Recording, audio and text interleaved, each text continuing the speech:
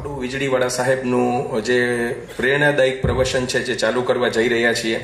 આ પ્રવચનમાં આપણે જોશું ને કે જે આપણને સાહેબ જે માહિતી આપવાના છે એ સુખનો રાજમાર્ગ. આ સુખનો રાજમાર્ગ બહુ અઘરો હોય છે. આપણને દરેક ઉંમરે ક્યાંક ને ક્યાંક ઘટતું હોય છે. પહેલા નોકરી ઘટતી હોય છે, પછી પૈસા ઘટતા હોય છે અને પછી જિંદગી ઘટતી હોય છે. તો આપણે ડૉક્ટર સાહેબને વિનંતી કરીશ કે આપણને આજે સુખનો રાજમાર્ગ બતાવે.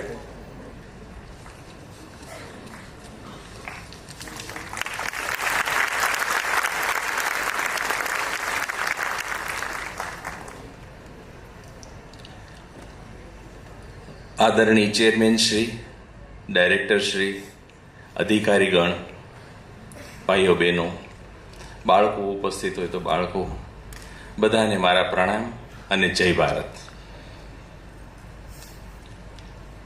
એક જગ્યાએ એક રેલવે પ્લેટફોર્મ પર 3 વડીલ ભેગા થઈ ગયા. હવે વડીલો બેઠા હોય, મોટા ભાગે ત્રણેયની ટ્રેનને કંઈક વાર હશે, નોખા નોખા ગામથી આવતા હતા એ લોકો. તો વડીલોને એક ટેવ હોય છે કે મોટા ભાગે સુખ દુઃખની વાતો હોય. રોમાન્ટિક વાતોની ઉંમર પૂરી થઈ ગઈ હોય તો સુખ દુઃખની વાતો કરતા હોય. એમાં એ લોકો પૂછે છે એકબીજાને કે સુખ કોને કહેવાય, એની વાત ઉપર ચડી ગયા. તો દરેકે પોતપોતાની વાત રજૂ કરી. પહેલો માણસે કીધું કે સુખ કોને કહેવાય, એ કે થોડું ઘણું પલ્લીને બહારથી આવ્યા હો, કોરા થાવ, સાંજે સુવા પડો, કે બપોરે આવ્યા હોય તો બપોરે સુવા પડો, અને યુવાન દીકરો ચૂપચાપ આવીને તમારા પગ ધીમે ધીમે દબાવી દે અને તમને ઊંઘ આવી જાય, એના જેવું સુખ એ કે નહીં. તો બીજો કે તમને શેમાં સુખ લાગે? તો બીજો માણસ કે જો મારે તો એવું છે, ખાવા પીવાનું શોખીન છું. તમે પલ્લીને બહારથી વરસતા વરસાદમાંથી આવ્યા હો અને તમને આવ્યા ત્યારે ટુવાલ આપતા પત્ની કે તમે કોરા થાવ ત્યાં સુધી હું ભજીયા અને ચા બનાવી નાખું. આપણો સૌરાષ્ટ્ર વાળો હશે. એ ભજીયા ને ચા વરસતા વરસાદમાં બારી પાસે બેસીને કે ઝરૂખામ બેસીને ખાવાની જે મજા આવે એની સાથે મને બીજું એકેય સુખ સરખામણી નથી થઈ શકતી. તો ત્રીજાને પૂછે કે તમને શેમાં સુખ લાગે છે? તો ત્રીજો માણસ કે મારું તો એવું છે ને કે મને તો એવું લાગે કે વરસતો વરસાદ હોય, રાતના 11, 11:30 જેવો સમય થયો હોય અને તમારું બારણું કોઈ જોરથી ખખડાવે, ખોલો તો સામે પોલીસ હોય ને તમને કે જેઠાલાલ તમારી ધરપકડ કરવાની છે અને તમારે લાંબો સમય જેલમાં રહેવાનું છે. તો ઓલો બે કે આમાં છે નું સુખ? તો કે તમે સાંભળો તો ખરા, અડધી રાતે પોલીસ ખખડાવે ને એવું કે વરસતા વરસાદમાં કે જેઠાલાલ તમારી ધરપકડ કરવાની છે ને તમારે લાંબો સમય જેલમાં રહેવાનું છે. એ સમય આપણે વટથી કહીએ કે જેઠાલાલ બાજુમાં રહે છે. એના જેવું સુખ એકે નહીં. એટલે આ સુખ શબ્દ છે ને ગૂંચવાડો ઉભો કરતો શબ્દ છે. મોટા ભાગે તો આપણે જનરલ પહેલા સેન્સમાં લઈએ તો દુઃખનો અભાવ એટલે સુખ, અથવા તો અભાવનો અભાવ એટલે સુખ. આપણું મન અભાવોથી પીડાતું હોય છે એટલે દુઃખી હોય છે. એ અભાવોનો અભાવ હોય એને સુખ કહેવાય.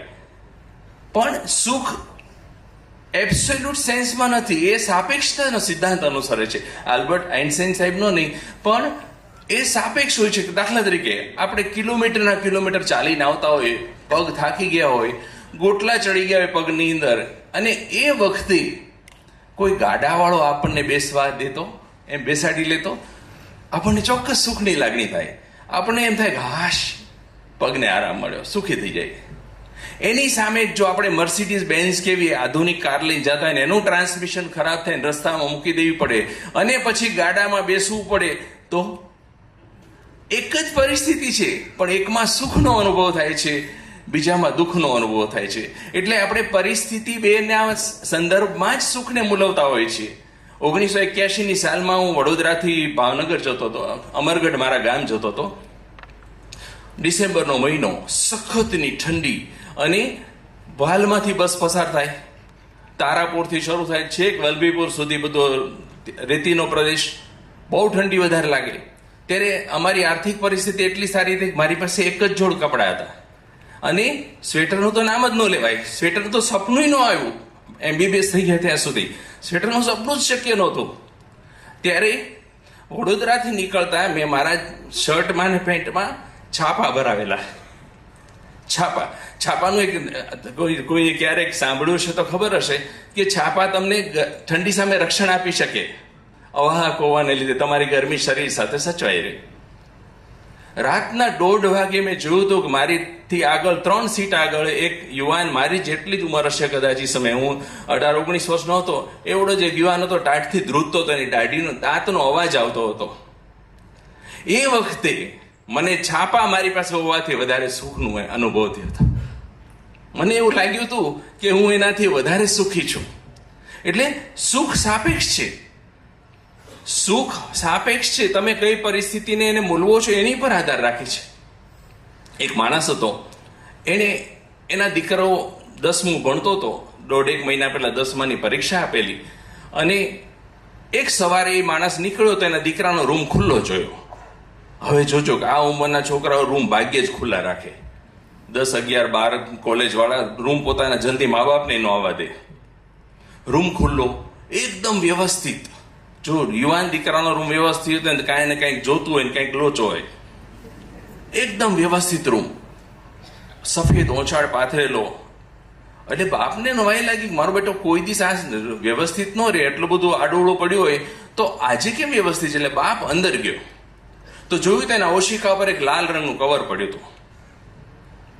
એટલે બાપે માને કંઈક અજુગતું લાગ્યું, બોલાવી લીધી એની માને કે તું આવતો, ઉપર આવતો જલ્દી. એટલે માતાએ આવી, બાપે ખોલ્યું કવર તો અંદર કાગળ હતો, એ કે પૂજ્ય પિતાજી અને માં, મારે તમારી માફી માંગવી છે એટલો પત્ર લખી રહ્યો છું. જો કે હું માફીને લાયક તો છું જ નહીં. બન્યું છે એવું કે 3 મહિનાથી હું જે વાંચવા જવાનું બહાનું કાઢીને રોજ રાતે જતો હતો, વાંચવા નહોતો જતો. આપણા ઘરથી થોડે દૂર છે ને, 1.5 કિલોમીટર દૂર, એ અડ્ડામાં જતો હતો. અને ત્યાં અડ્ડાનો માલિક મને દારૂ પીવા આપતો હતો, એટલે હું દારૂડિયો થઈ ગયો છું. પછી પૈસા ખૂટ્યા, ઘરમાંથી કેટલા ચોરવા, ઘરમાં નહોતા મળતા. એટલે એણે મને શું કર્યું કે દારૂની ડિલિવરી માટે મોકલવા માંડ્યો. હું દારૂની ડિલિવરી આપી આવું, એના બદલા મને પીવા દે. એવું 3 મહિનાથી ચાલતું હતું. પણ 7 દિવસ પહેલા દારૂની ડિલિવરી આપવા જતી વખતે પોલીસે મને ઝડપી લીધો.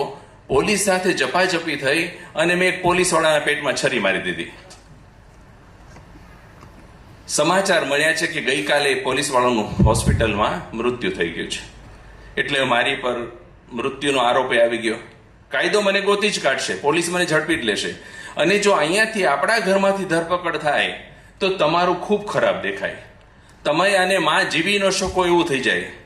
એટલે હું ઘર છોડીને જાઉં છું, લીખીને તમારો કપાતર દીકરો. ઓલો માણસ ધ્રુજી ઉઠ્યો, એની પત્ની રડવા માંડી, એના હાથમાંથી કાગળ પડી ગયો નીચે. આવું સમાચાર તો કોઈ પણ માણસ ભાંગી જાય. એ ભાંગી ગયો રીતસર. એના હાથમાંથી કાગળ પડ્યો તો કાગળની પાછળ લખેલું હતું. એની માએ ઉપાડીને વાંચ્યું, તેમાં લખેલું તો કોશિકા નીચે બીજું કવર છે, એ જુઓ. ઓશિકો ઊંચું કર્યું, નીચે બ્લુ રંગનું બીજું કવર હતું. કાઢીને માએ ખોલીને વાંચ્યું તો એમાં લખ્યું હતું કે જોયું જિંદગીમાં કેટલું ખરાબ થઈ શકે. આવું કાંઈ નથી થયું, હું ખાલી ગણિતમાં નાપાસ થયો છું. અને તમને એવું લાગતું હોય કે પેલા કાગળમાં બન્યું એની કરતા આ ઓછું ખરાબ હોય તો મને બોલાવજો, હું સંડાસમાં બેઠો છું. એટલે સુખ સાપેક્ષ છે. હવે આ માં છોકરો નાપાસ થયો તો લાપસીનું આંધણ મૂકે છે. કારણ કે એને ધાર્યું તો 2 જણા, એનાથી આખું 180 ડિગ્રી ઊંધું થઈ ગયું. એટલે આ સુખ છે સાપેક્ષતાનો નિયમ ફોલો કરે છે. આપણામાં ઇંગ્લિશમાં એક કહેવત છે કે I cried for the shoes until I saw a man without feet. કે મેં બૂટ માટે હું ત્યાં સુધી દુઃખી રહ્યો જ્યાં સુધી મેં પગ વગરનો માણસ નહોતો જોયો. આપણને સુખનો અનુભવ કે સુખના માર્ગ પર ચાલવાનો અનુભવ નથી થતો. એનું કારણ શું છે ખબર છે? કે આપણે આપણી પાસે જે નથી એ ગણ્યા કરીએ છીએ, અથવા એ જે જતું રહ્યું છે એ ગણ્યા કરીએ છીએ, એટલે દુઃખી થઈએ છીએ. બાકી સુખનો રાજમાર્ગ તો હંમેશા આપણા પગ નીચે જ હોય છે. પણ આપણે આ કાં પાસ્ટમાં પડ્યા હોય છે કે જે જતું રહ્યું, કાં આપણી પાસે જે નથી એ વિચારોમાં પડ્યા રહીએ છીએ, એટલે દુઃખી થઈએ છીએ. અને આપણને હકીકતે આપણી પાસે જે છે એની કિંમત નથી હોતી. ખરેખર કિંમત ન થઈ. પછી વ્યક્તિ હોય, સમૃદ્ધિ હોય, સ્વાસ્થ્ય હોય કે સમય હોય, આ 4 વસ્તુ આપણી પાસે હોય છે ત્યારે કિંમત નથી હોતી, અને જતું રહે ત્યારે કિંમત હોય છે. ત્યારે આપણને એની કિંમત થાય છે. તમે ઘણા, મેં તો ગામડા મોટો થયો છે, ઘણા બહેનોને કેવું કહેતા સાંભળ્યા છે કે મારે તો બહુ બધા માંગા આવતા હતા, પણ મારા બાપને હું છું કાના કોટે વળગાડી. હવે આની સામે બીજો જેના લગ્ન ન થતો હોય બિચારો વૈષ્ણવ દેવી વધી ગયો હોય કે માતાજી મારા લગ્ન કરાવી દો, ઓલીને કિંમત ન હોય, એને તો આ પછી મળી ગયા પછી તો એને એની કિંમત જ નથી. આવું પુરુષોય કહેતા હોય છો કે 10મા ધોરણમાં ઓલી ચોથા બેન્ચ પર બેઠેલી રમા હતી ને એને હા પાડી દીધી હોત તો સારું હતું, અને રમાએ તો કે મને પ્રપોઝ કરેલું, પણ એને ખબર નથી કે ભાઈ અત્યારે રમાનો હસબન્ડ જ બોલતો હશે. એક ધનવાન માણસ હતો, એની પાસે એટલું બધું ધન હતું પણ એને સુખની લાગણી નહોતી થતી, સુખ જ ન મળે, બધામાં કંઈક ઓછું જ લાગે, ખૂટતું જ લાગે. એટલે એને કોઈને પૂછ્યું કે ભાઈ મારે સુખી થવું હોય તો શું કરવું? તો કે ફલાણા ગામમાં મુલ્લા નસરુદ્દીન રહે છે, એની પાસે તમે જાઓ, એ ભલભલાને સુખી કરી દે છે. તો ખરેખર તો કે આપણી ધન લેશો, મુલ્લા લોભિયો બહુ છે, લાલચી બહુ છે. એટલે આ તો માણસ ધનની ગાંસડી બાંધીને મુલ્લાના ગામ તરફ નીકળી પડ્યો. મુલ્લાનું ગામ આવ્યું ત્યારે બરાબર એને ગામના પાદરમાં એક માણસ ગધેડા ઉપર બેઠેલો મળી ગયો. એટલે પહેલાએ પૂછ્યું કે ભાઈ મુલ્લા નસરુદ્દીન ક્યાંથી મળશે અમને, એનું મુલાકાત કઈ જગ્યાએ થશે, ક્યાં રહે છે? તો કે તમારે શું કામ છે? તો કે ભાઈ મને બધાએ કીધું છે કે મુલ્લા નસરુદ્દીન છે ને મને સુખી કરી શકશે, મને સુખનો અનુભવ ક્યારેય નથી થતો. હવે એ મુલ્લા જ હતા પણ કીધું નહીં એને હું મુલ્લા નસરુદ્દીન છું.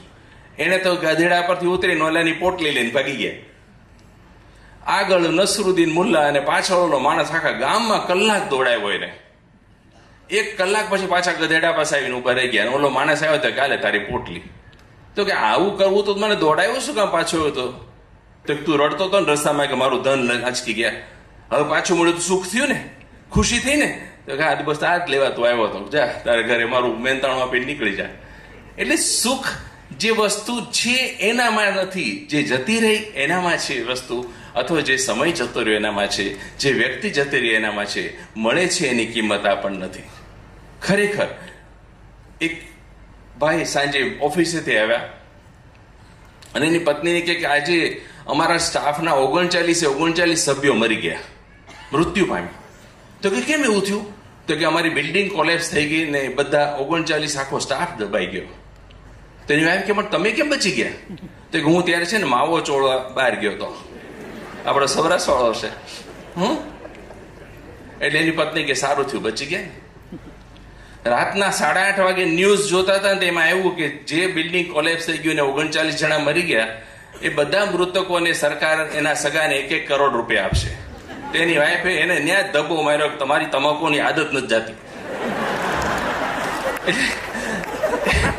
તમે દબાઈ ગયા તો આપણને 1 કરોડ મળે. આપણને સ્વર્ગસ્થ જગદીશસિંહની પેલું વાક્ય યાદ આવે કે દુનિયા जिसे कहते हैं जादू का खिलौना है, मिल जाए तो मिट्टी है, खो जाए तो सोना है, વયું ગયું તો સોનું. આટલી પૂર્વ ભૂમિકા આપણે સુખ વિશે કરીને આપણે સુખના 4-5 મુદ્દાઓ લેશું, સુખના રાજમાર્ગ ઉપર ચાલવાના. આપણે એરિસ્ટોટલનો આધાર લેશું. જો 2300 વર્ષ પહેલા એરિસ્ટોટલ થઈ ગયો, એની વાતો આજે એટલી જ પ્રસ્તુત છે કારણ કે બહુ મોટો વિચારક હતો. એરિસ્ટોટલ પ્લેટોનો શિષ્ય હતો અને પ્લેટો સોક્રેટિસનો શિષ્ય હતો. એટલે સોક્રેટિસ તરફથી આવતું અજ્ઞાન છે એ આપણે એક પછી એક લેતા જશું મુદ્દાઓ. એરિસ્ટોટલ કહે છે કે સુખની લાગણી, તમારે સુખ અનુભવવું હોય તો 4 બાબતો પર આધાર રાખે છે. સૌથી પહેલું શારીરિક સ્વાસ્થ્ય, બીજું સરસ પ્રેમાળ કુટુંબ જીવન ને સારું સામાજિક જીવન, ત્રીજું આપણું પર્યાપ્ત ધનરાશિ. જો પર્યાપ્ત કે છો, અત્યંત ધનરાશિ નથી કહેતા, ખૂબ પૈસો સુખ નથી આપી શકતો, પર્યાપ્ત ધનરાશિ તમારી જરૂરિયાતો પૂરી થઈ જાય એટલી. અને ચોથું આધ્યાત્મિક વિકાસ અને આધ્યાત્મિક સમજણ. આ 4 વસ્તુ આપણે લેશું. આપણે કાઠિયાવાડમાં એવી કહેવત છે કે પહેલું સુખ તે જાતે નર્યા, બીજું સુખ તે ઘેર દીકરા, ત્રીજું સુખ તે ગુણિયલ નાર, ચોથું સુખ તે કોઠીએ જાર. આમ જુઓ તો સંયુક્ત રીતે 8 વસ્તુ જુઓ તો એ જ થાય છે જે એરિસ્ટોટલ કહી ગયો છે.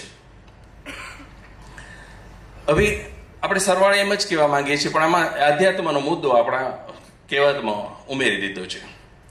એક જ વાક્યમાં જો સુખની સમજણ આપણે પદ્મશ્રી ભીખુદાનભાઈ ગઢવીએ આપી છે.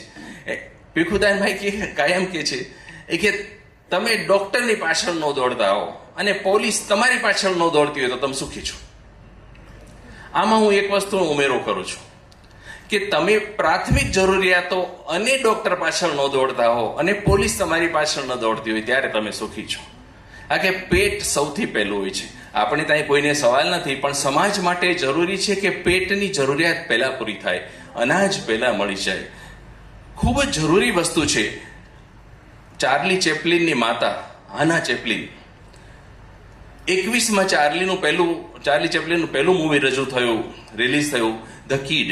બધા જોયું જ હશે, કારણ કે ધ કિડ તો બધા મૂવી જોવાના માટે ફેવરિટ છે. ધ કિડ 21માં રજૂ થયું, રિલીઝ થયું, અને 28માં એનું આવ્યું ધ સર્કસ. તો સર્કસ આવ્યું ત્યારે તો હાના ગુજરી ગઈ. દીકરાનો એને ચડતો સિતારો જોયો, પણ એ પહેલા તો સાવ ગાંડી, ધરાતાળ ગાંડી થઈ ગઈ હતી. ચાર્લીને એના બે સ્ટેપ બ્રધર્સને એને અનાથાશ્રમમાં મૂક્યા હતા. અને હંમેશા છેલ્લા 6 વર્ષ પૈસા આવ્યા ને ઘરમાં ત્યારે ચાર્લીને કહેતી કે બેટા ચાર્લ્સ, જો એક સેન્ડવિચ અને એક કોફી રોજ મળ્યા હોત ને તો હું ગાંડી નો થાત. વિચાર કરો, પેટની જરૂરિયાત સૌથી પહેલી એ સુખના રાજમાર્ગનું પહેલું પગથિયું છે. આપણા શાસ્ત્રમાં, આપણા ભારતના પહેલામાં કહેવત છે, સંસ્કૃતમાં કે બભૂક્ષિમ કિમ ન કરોતિ પાપમ, ભૂખ્યો શું પાપ નો કરે. ભૂખ સૌથી અગત્યનો પ્રશ્ન છે. એ સોલ્વ થઈ જાય એટલે સમજવાનું કે આપણે સુખના રાજમાર્ગ પર પગલું માંડી જ દીધું. એક ગામમાં કોમી તોફાનો ફાટી નીકળ્યા હતા. સખતનું કરફ્યુ લાગેલો ને બધું. હવે એ સમયે એક માણસ ચોકમાં ઉભેલો, ત્યારે બે તરફથી એક ટોળું આવ્યું. બંને ટોળાના હાથમાં હથિયારો. મેં તો વડોદરામાં આવું બહુ જ જોયું છે, હથિયારો લઈને ટોળા ભાગતા. ઓલા માણસને બેમાંથી એક ટોળામાંથી એક જણ પૂછે કે બોલ તું કોણ છો? ત્યારે પેલો કે ભૂખ્યો છું સાહેબ. કોઈ ધર્મ નહીં, કશું જ નહીં, ભૂખ લાગી છે. એટલે પેટની જરૂરિયાત પૂરી થાય એ સુખના રાજમાર્ગ ઉપરનું પહેલું પગથિયું. અને આપણે શું કરીએ છીએ કે ભૂખ મટી ગઈ છે, આપણે બધા તો સંપન્ન છીએ, સાધન સંપન્ન છીએ, આપણે સુખી છીએ આમ જોઈએ તો દુનિયાવી દ્રષ્ટિએ, પૈસાની દ્રષ્ટિએ. છતાં આપણને ક્યાંક ક્યાંક કશું ખૂટતું હોય છે. આપણે નથી જિંદગી માણી શકતા, નથી દુનિયાને માણી શકતા. યહૂદીઓને એક સરસ ગ્રંથ છે, તાલમુદ નામ છે ગ્રંથનું. એમાં એક વાત સરસ લખેલી છે કે જીવ જ્યારે મૃત્યુ પછી જશે ને ત્યારે પરમાત્મા એને પૂછશે કે તને હવે શેની અપેક્ષા છે? ત્યારે જીવાત્મા એવું કહેશે કે મને સ્વર્ગની અપેક્ષા છે. તો કે સ્વર્ગની? તું તો સ્વર્ગમાંથી જ આવે છે. ત્યારે જીવાત્મા કહેશે હું ક્યાં સ્વર્ગમાંથી આવું છું, હું તો ધરતી પરથી આવું છું. ત્યારે ભગવાન કહેશે, પરમાત્મા કહેશે, અરે ગાંડિયા, આટલા સરસ પર્વતો, આટલા નદી, આટલા સરસ ઝરણાઓ, પતંગિયાઓ, ફૂલો, મેવાઓ, પશુઓ, પક્ષીઓ, વિવિધ જાતની આ દ્રશ્યો બધું મેં તારા માટે જ સ્વર્ગમાં જ બનાવ્યું છે. તે માન્યું નહીં, અને હવે પાછું તું બીજું સ્વર્ગ માંગે છે? તારી ધરતી જ સ્વર્ગ હતી, તને માણતા ના આવડ્યું, હવે તારા માટે હું બીજું સ્વર્ગ ક્યાંથી બનાવું? ત્યારે જીવાત્માને ભાન થશે કે આટલું સરસ સ્વર્ગમાં આપણને રહેવા મળ્યું ધરતી જેવા, અને આપણે થોડેક ધન, થોડી વસ્તુઓ કે સત્તા પાછળ દોડાદોડી કરતા રહ્યા. એટલે સુખનો પહેલો માર્ગનો એ પહેલું પગથિયું એ છે પહેલું કે આપણે આ સમજીએ કે અહીંયા સ્વર્ગ છે, બનાવતા આવડે તો, માણતા આવડે તો, અને એમાં જીવતા આવડે તો. હવે આપણે એના મુદ્દાઓ એક પછી જોતા. એટલે પહેલું એમાં એવું છે કે પહેલું મુદ્દો આપણે જો જોયું એક શારીરિક સ્વાસ્થ્ય. એરિસ્ટોટલ કે પહેલું શારીરિક સ્વાસ્થ્ય સારું હોવું જોઈએ. એ તો આપણે જાણીએ છીએ કે સ્વસ્થ તનમાં જ સ્વસ્થ મન રહી શકે, સ્વસ્થ શરીરમાં સ્વસ્થ આત્મા રહી શકે. અને આપણે બધા આપણે જો આત્મા છીએ, શરીરથી જુદા છીએ, પણ કોઈને એવું ફીલ નહીં થાય. આપણે શરીર સાથે એટલા બધા જોડાઈ ગયા હોય છે કે શરીરનું દુઃખ આપણું દુઃખ બની જાય છે. આપણે શરીરથી અલગ વિચારી જ ન શકતા. એટલે સ્વસ્થ શરીર હશે તો આપણો આત્મા, આપણું શરીર સુખની લાગણી અનુભવી શકશે. કોઈક જ એવા વિરલા હોય કે સંતો હોય કે જે શરીરથી અલગ હોય, એ તો સુખી જ હોય. આપણે એ કક્ષાએ પહોંચવાનું છે કે આ શરીરને સુખી કરવાનું છે કે આપણે સુખી થઈ જવાનું છે મનથી. હું નાનો હતો ત્યારે એકવાર કાનજી સ્વામી પ્રવચન આપતા હતા ત્યાં ગયો તો સોનગઢ ગામમાં. દિગંબર જૈન સમાજના સૌથી મોટા ગુરુજી ગુરુદેવ એ સુતા સુતા પ્રવચન કરતા હતા. હું ગયો એ દિવસે સુતા સુતા પ્રવચન કરતા હતા. હું છઠ્ઠું ભણતો ત્યારે. તો એક મુમુક્ષુ એક શ્રોતા આવીને પૂછે છે કે કેમ સ્વામીજી કઈ તકલીફ છે, તમને કઈ તકલીફ છે, સુતા સુતા પ્રવચન કેમ આપો છો? ત્યારે કાનજી સ્વામી આપેલો જવાબ મારા કાનમાં હજી ગુંજે છે કે ના ના મને કઈ તકલીફ નથી. આ બાજુમાં બેઠાની ડોક્ટર કહે છે કે દેહને 105 ડિગ્રી તાવ છે, દેહને તાવ છે, મને નથી. આ વસ્તુ તો સંતો કરી શકે, બાકી આપણે તો આપણા શરીરને સ્વસ્થ રાખવું પડે, રાખવું જ જોઈએ. તો જ આપણે સુખનો અનુભવ કરી શકીએ, નહીતર ક્યાંથી કરી શકીએ? 600-700 ડાયાબિટીસ રહેતો હોય તો સામે ગમે એટલી મીઠાઈ પડી હોય તો જોઈને ખાલી ખુશ થવું પડે, લઈ ના શકાય. એટલે પેલું સ્વસ્થ શરીર એ અગત્યનું છે. ચાલવા જઈએ, દોડીએ, જોગિંગ કરીએ, યોગાસન કરીએ, કઈ નહીં તો શ્વાસોશ્વાસની કસરત કરીએ, પણ કસરત કરીએ, શરીરને સ્વસ્થ રાખવાના પ્રયત્નો કરીએ. કારણ કે આવું કરવાથી આપણા બ્રેનમાંથી હેપી હોર્મોન્સ છૂટા પડે. ડોપામિન, નોરેપિનેફ્રિન, એપિનેફ્રિન, સિરોટોનિન, પછી ઓક્સિટોસિન, આ બધા હેપી હોર્મોન્સ કહેવાય. એ તો જ છૂટા પડે જો આપણે આપણા શરીરને કસરતમાં જોડીએ, એના એક્ટિવિટીમાં જોડીએ. સરેરાશ ગામડામાં મજૂરી કરતો માણસ એટલે સુખમાં જિંદગી ગાળી શકે છે કે એના શરીરમાં રોજ આ ડગલો છૂટું પડતું હોય છે. આપણે બેઠાડું માણસોને જરૂર પડે. એટલે જે રેગ્યુલર કસરત કે રેગ્યુલર એક્સરસાઇઝ કરતા હોય એને આવી જરૂર નથી પડતી હોતી, કારણ કે એ લોકોને તો આમને છૂટું પડતું હોય છે. એક દાદા ને દાદી હતા, 95-96 વર્ષ પહોંચી ગયા, અને મારા એટલા ઝડપથી ચાલે ને કે એક પત્રકાર ખણખોદિયા જ હોય બધા, એને થયું કે આ આટલા બધા તંદુરસ્ત કેમ છે? એટલે ઇન્ટરવ્યુ લેવા ગયો. એટલે દાદાને કે દાદા તમારું આટલું બધું સરસ સ્વાસ્થ્ય છે, એનું રહસ્ય શું છે? તો જો બેટા, અમારા લગ્ન થયા ને ત્યારે અમારા બે વચ્ચે એક સમજૂતી થઈ હતી, એક કરાર થયો હતો કે જેની ભૂલ હોય એ રોજ 5 કિલોમીટર ચાલે. હવે ભૂલ તો કે મારી જ હોય, તારે કાકીની થાય જ નહીં. એટલે હું રોજ 5 કિલોમીટર ચાલતો. તો એ લોકો પણ તો દાદી કેમ એટલા બધા સ્વસ્થ છે? તો કે પાછળ જોવા આવતી હું ખરેખર હાલું જ કે નહીં. એટલે એ તંદુરસ્ત રહી ગઈ. હવે આ શારીરિક સ્વાસ્થ્ય વિશે તો આપણે એટલું બધું બધે વાંચીએ છીએ, અને હમણાં તો એની બુક્સ બહુ બહાર પડી છે, અને વોટ્સએપ યુનિવર્સિટી તો આના માટે કુરબાન છે. એટલે એ વિશે આપણે બધા નહીં કરીએ કે શરીર સ્વસ્થ રહેવું જેટલું કહીએ છીએ. બીજા મુદ્દા પર જઈએ છીએ આપણે, એ છે પ્રેમાળ કુટુંબ જીવન, સરસ કુટુંબ જીવન અને સામાજિક જીવન. આ આપણા માટે બહુ અગત્યનું છે સુખ માટે.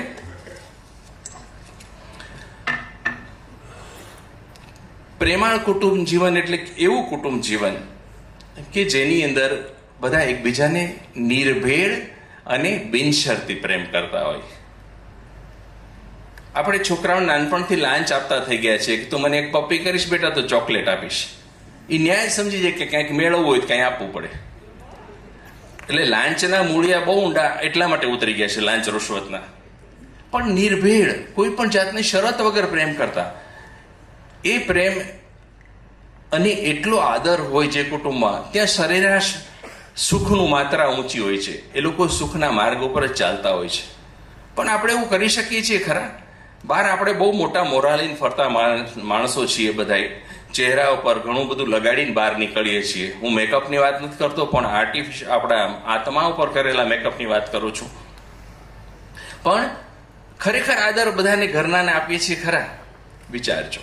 બહારનાને આપીએ છીએ, એક્સક્યુઝ મી, પ્લીઝ પાર્ડન મી, આ બધું કરતા કરતા આપણે બધાને વાત કરતા હોય છે. પણ ઘરનાને આગો જાને.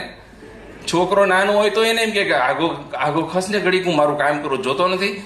નહીં, એની સાથે એની વિનમ્રતાથી આપણે વાત જ નથી કરી શકતા. એક ભાઈ, એની પત્નીનો બહુ કજિયાળો સ્વભાવ, અત્યંત કજિયો કરે, કચકચ કરે, એને પતિનું જરાય માન ન રાખે, જાહેરમાં ઉતારી પાડે. એટલે ડિપ્રેશનમાં વહી ગયા. એટલે બેન એને પાછા લઈને સરમે ધર્મે કરવું તો પડે, એટલે એને લઈને ડોક્ટર પાસે ગયા. તો સાયકેટ્રિસ્ટે બધું સાંભળ્યું, અને પછી બેનને કીધું કે એક કામ કરો ને, તમે ઘડીક બહાર બેસો. અને ભાઈને કીધું કે તમે ઘડીક બહાર બેસો, મારે તમારા પત્ની જોડે થોડીક વાત કરવી પડશે. ઓલા ભાઈ બિચારા બહાર ગયા. એટલે ડોક્ટર એના પત્નીને કે જો બેન, એમને બીજું કશું નથી. ડિપ્રેશનનું કારણ તમે જ છો. તમે એને વાતમાં ઉતારી પાડો છો. તમે એને બોલવા નથી દેતા. તમે જ આખો દી બકબક કરો છો અને એનો આદર જરાય નથી રાખતા, માન સન્માન નથી આપતા. હવે તમે ખાલી આટલું ધ્યાન રાખશો ને તો એ ચોક્કસ ડિપ્રેશનમાંથી બહાર આવી જશે. એટલે વાત પૂરી થઈ. અડધી પોણી કલાક ડોક્ટરે સમજાવ્યું. સાયકેટ્રિસ્ટનું કાઉન્સેલિંગ થોડુંક લાંબુ છે એવું. પછી બેન બહાર આવ્યા એટલે ગાડીમાં બેઠા બેઠા ઓલા ભાઈએ પૂછ્યું કે શું કીધું ડોક્ટરે તને? તો ઓલી બેન કે કાંઈ નહીં, હવે તમે જાજો નહીં જીવો. એટલે આપણે બધા આ રીતે એકબીજાને આદર જ નથી આપી શકતા ઘરમાં. એટલે ઘરના ઘણાનું આયુષ્ય તો આમ ટૂંકાઈ જતું હશે ને સુખના માર્ગ પર ચાલવાની એટલે અનુભૂતિ નહીં થતી હોય કે આપણે બહાર જે કરીએ છીએ ઘરમાં નથી કરી શકતા.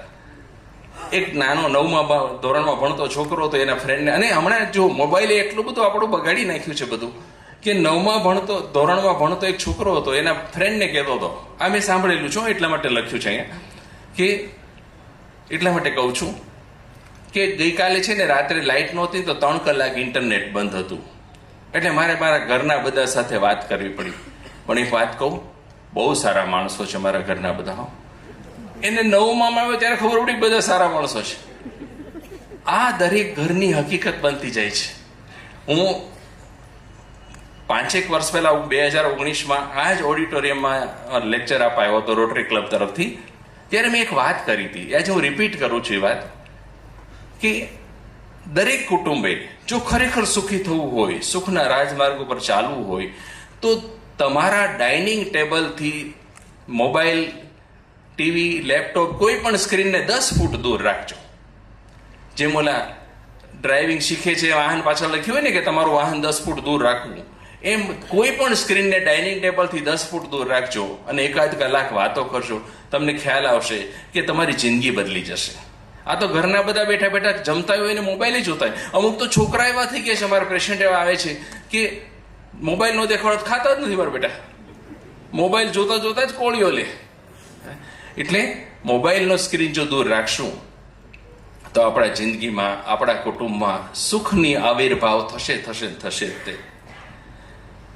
બીજું, ઘરની અંદર શું કરવા જેવું? બીજું એક તો મોબાઈલ દૂર રાખશો આપણે, કે નિર્ભીડ બિનશરતી પ્રેમ કરો. આ એક જ જગ્યા એવી છે કે આપણે એકબીજાને બિનશરતી પ્રેમ કરી શકીએ. ખોટી ખોટી માંગણી નહીં કરીએ ઘરમાં. ઘણી ઘરમાં એટલી બધી ખોટી માંગણીઓ થતી હોય છે, પછી વાઈફ માંગે ને હસબન્ડ ના પાડે, ને હસબન્ડ માંગતો હોય વાઈફ કંઈક બોલી જાય, એ ખરાબ બોલવાને લીધે એકબીજાનું મન દુભાઈ જાય અને ઘરની અંદર વાતાવરણ દિવસો સુધી ધૂંધવાયેલું રહે. એક બેને પોતાના હસબન્ડને સવારમાં કીધું કે કાલ રાત્રે મને વહેલી સવારે સપનું આવેલું કે તમે મને હીરા જડેલો સોનાનો હાર આપી રહ્યા છો. એટલે આ તો ટોણો જ કહેવાય ને. હવે બિચારો મધ્યમ વર્ગનો હોય તો ક્યાંથી લાવી દે? કદાચ કરોડપતિ હોય ને આ એની પત્ની આવું કે તો અન્ડરસ્ટેન્ડેબલ, એને જો કે કેવું જ ન પડે. તો મધ્યમ વર્ગના આપણા પતિ એ હોશિયાર હોય છે બધા. તો ઓલો ભાઈ કે હા મેં જોયું હતું, મને આજ એવું સપનું આવેલું કે હું તને હીરા જડેલો સોનાનો હાર દેતો હતો, પણ બિલ તારા પપ્પા જ ચૂકવતા હતા. એટલે ઘરની અંદર આ બધું પછી શું થાય ખબર છે કે સામસામી તકલીફો ઊભી થાય. એ ના થવું જોઈએ. કુટુંબમાં આના લીધે કટુતા આવતી જાય છે. અને લાગણી તો કેવી હોવી જોઈએ? પ્રેમ તો એકબીજા પર કેવો હોવો જોઈએ? જીવ સાથે હોવો જોઈએ. મને મારો છોકરો એટલું જ વાલો હોય જેટલો મારો જીવ વાલો છે. મારી પત્ની એટલી વાલી હોય છે જેટલો મને મારો જીવ વાલો હોય. મારા પપ્પા એટલા વાલા હોય છે જેટલો જીવ વાલો હોય. એવી રીતે જો દરેક ઘરની અંદર આપણે આગળ વધશું તો મને લાગે છે કે આખા ઘરને, આખા સમાજને સુખી થતા વાર લાગશે જ નહીં. આખે શરીરનું જેમ એકમ કોષ છે, એક કોષ, એક આંગળી, એક પગ દુખતો હોય આપણને, એક પગનો એક ભાગ, તો આપણને આખું શરીર સુખ નથી અનુભવી શકતું. આપણે દુઃખી હોઈએ, આપણું શરીર દુઃખી હોય, આપણને દુઃખની અનુભૂતિ થતી હોય. તો કુટુંબ એ આખા સમાજનો એક કોષ છે, એકમ છે. જો દરેક કુટુંબ આ મુજબ સુખી થઈ જાય, એકબીજાનું માન રાખતા થઈ જાય, એકબીજાને પ્રેમ કરતા થઈ જાય, તો આખા સમાજને સુખી થતા કેટલી વાર લાગે? સમાજ આખો સુખી થઈ જાય. આ બધાય ઘરના બળ્યા છે ને ગામ બાળે છે.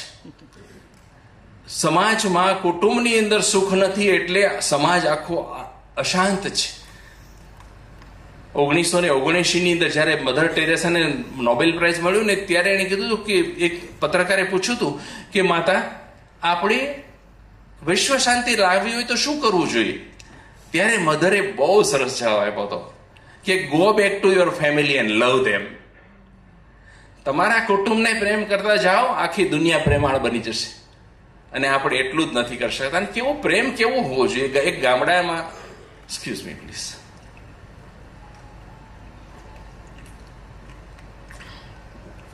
એક વિધવા બેન હતા, ગામડું ગામ, ચોમાસાનો સમય.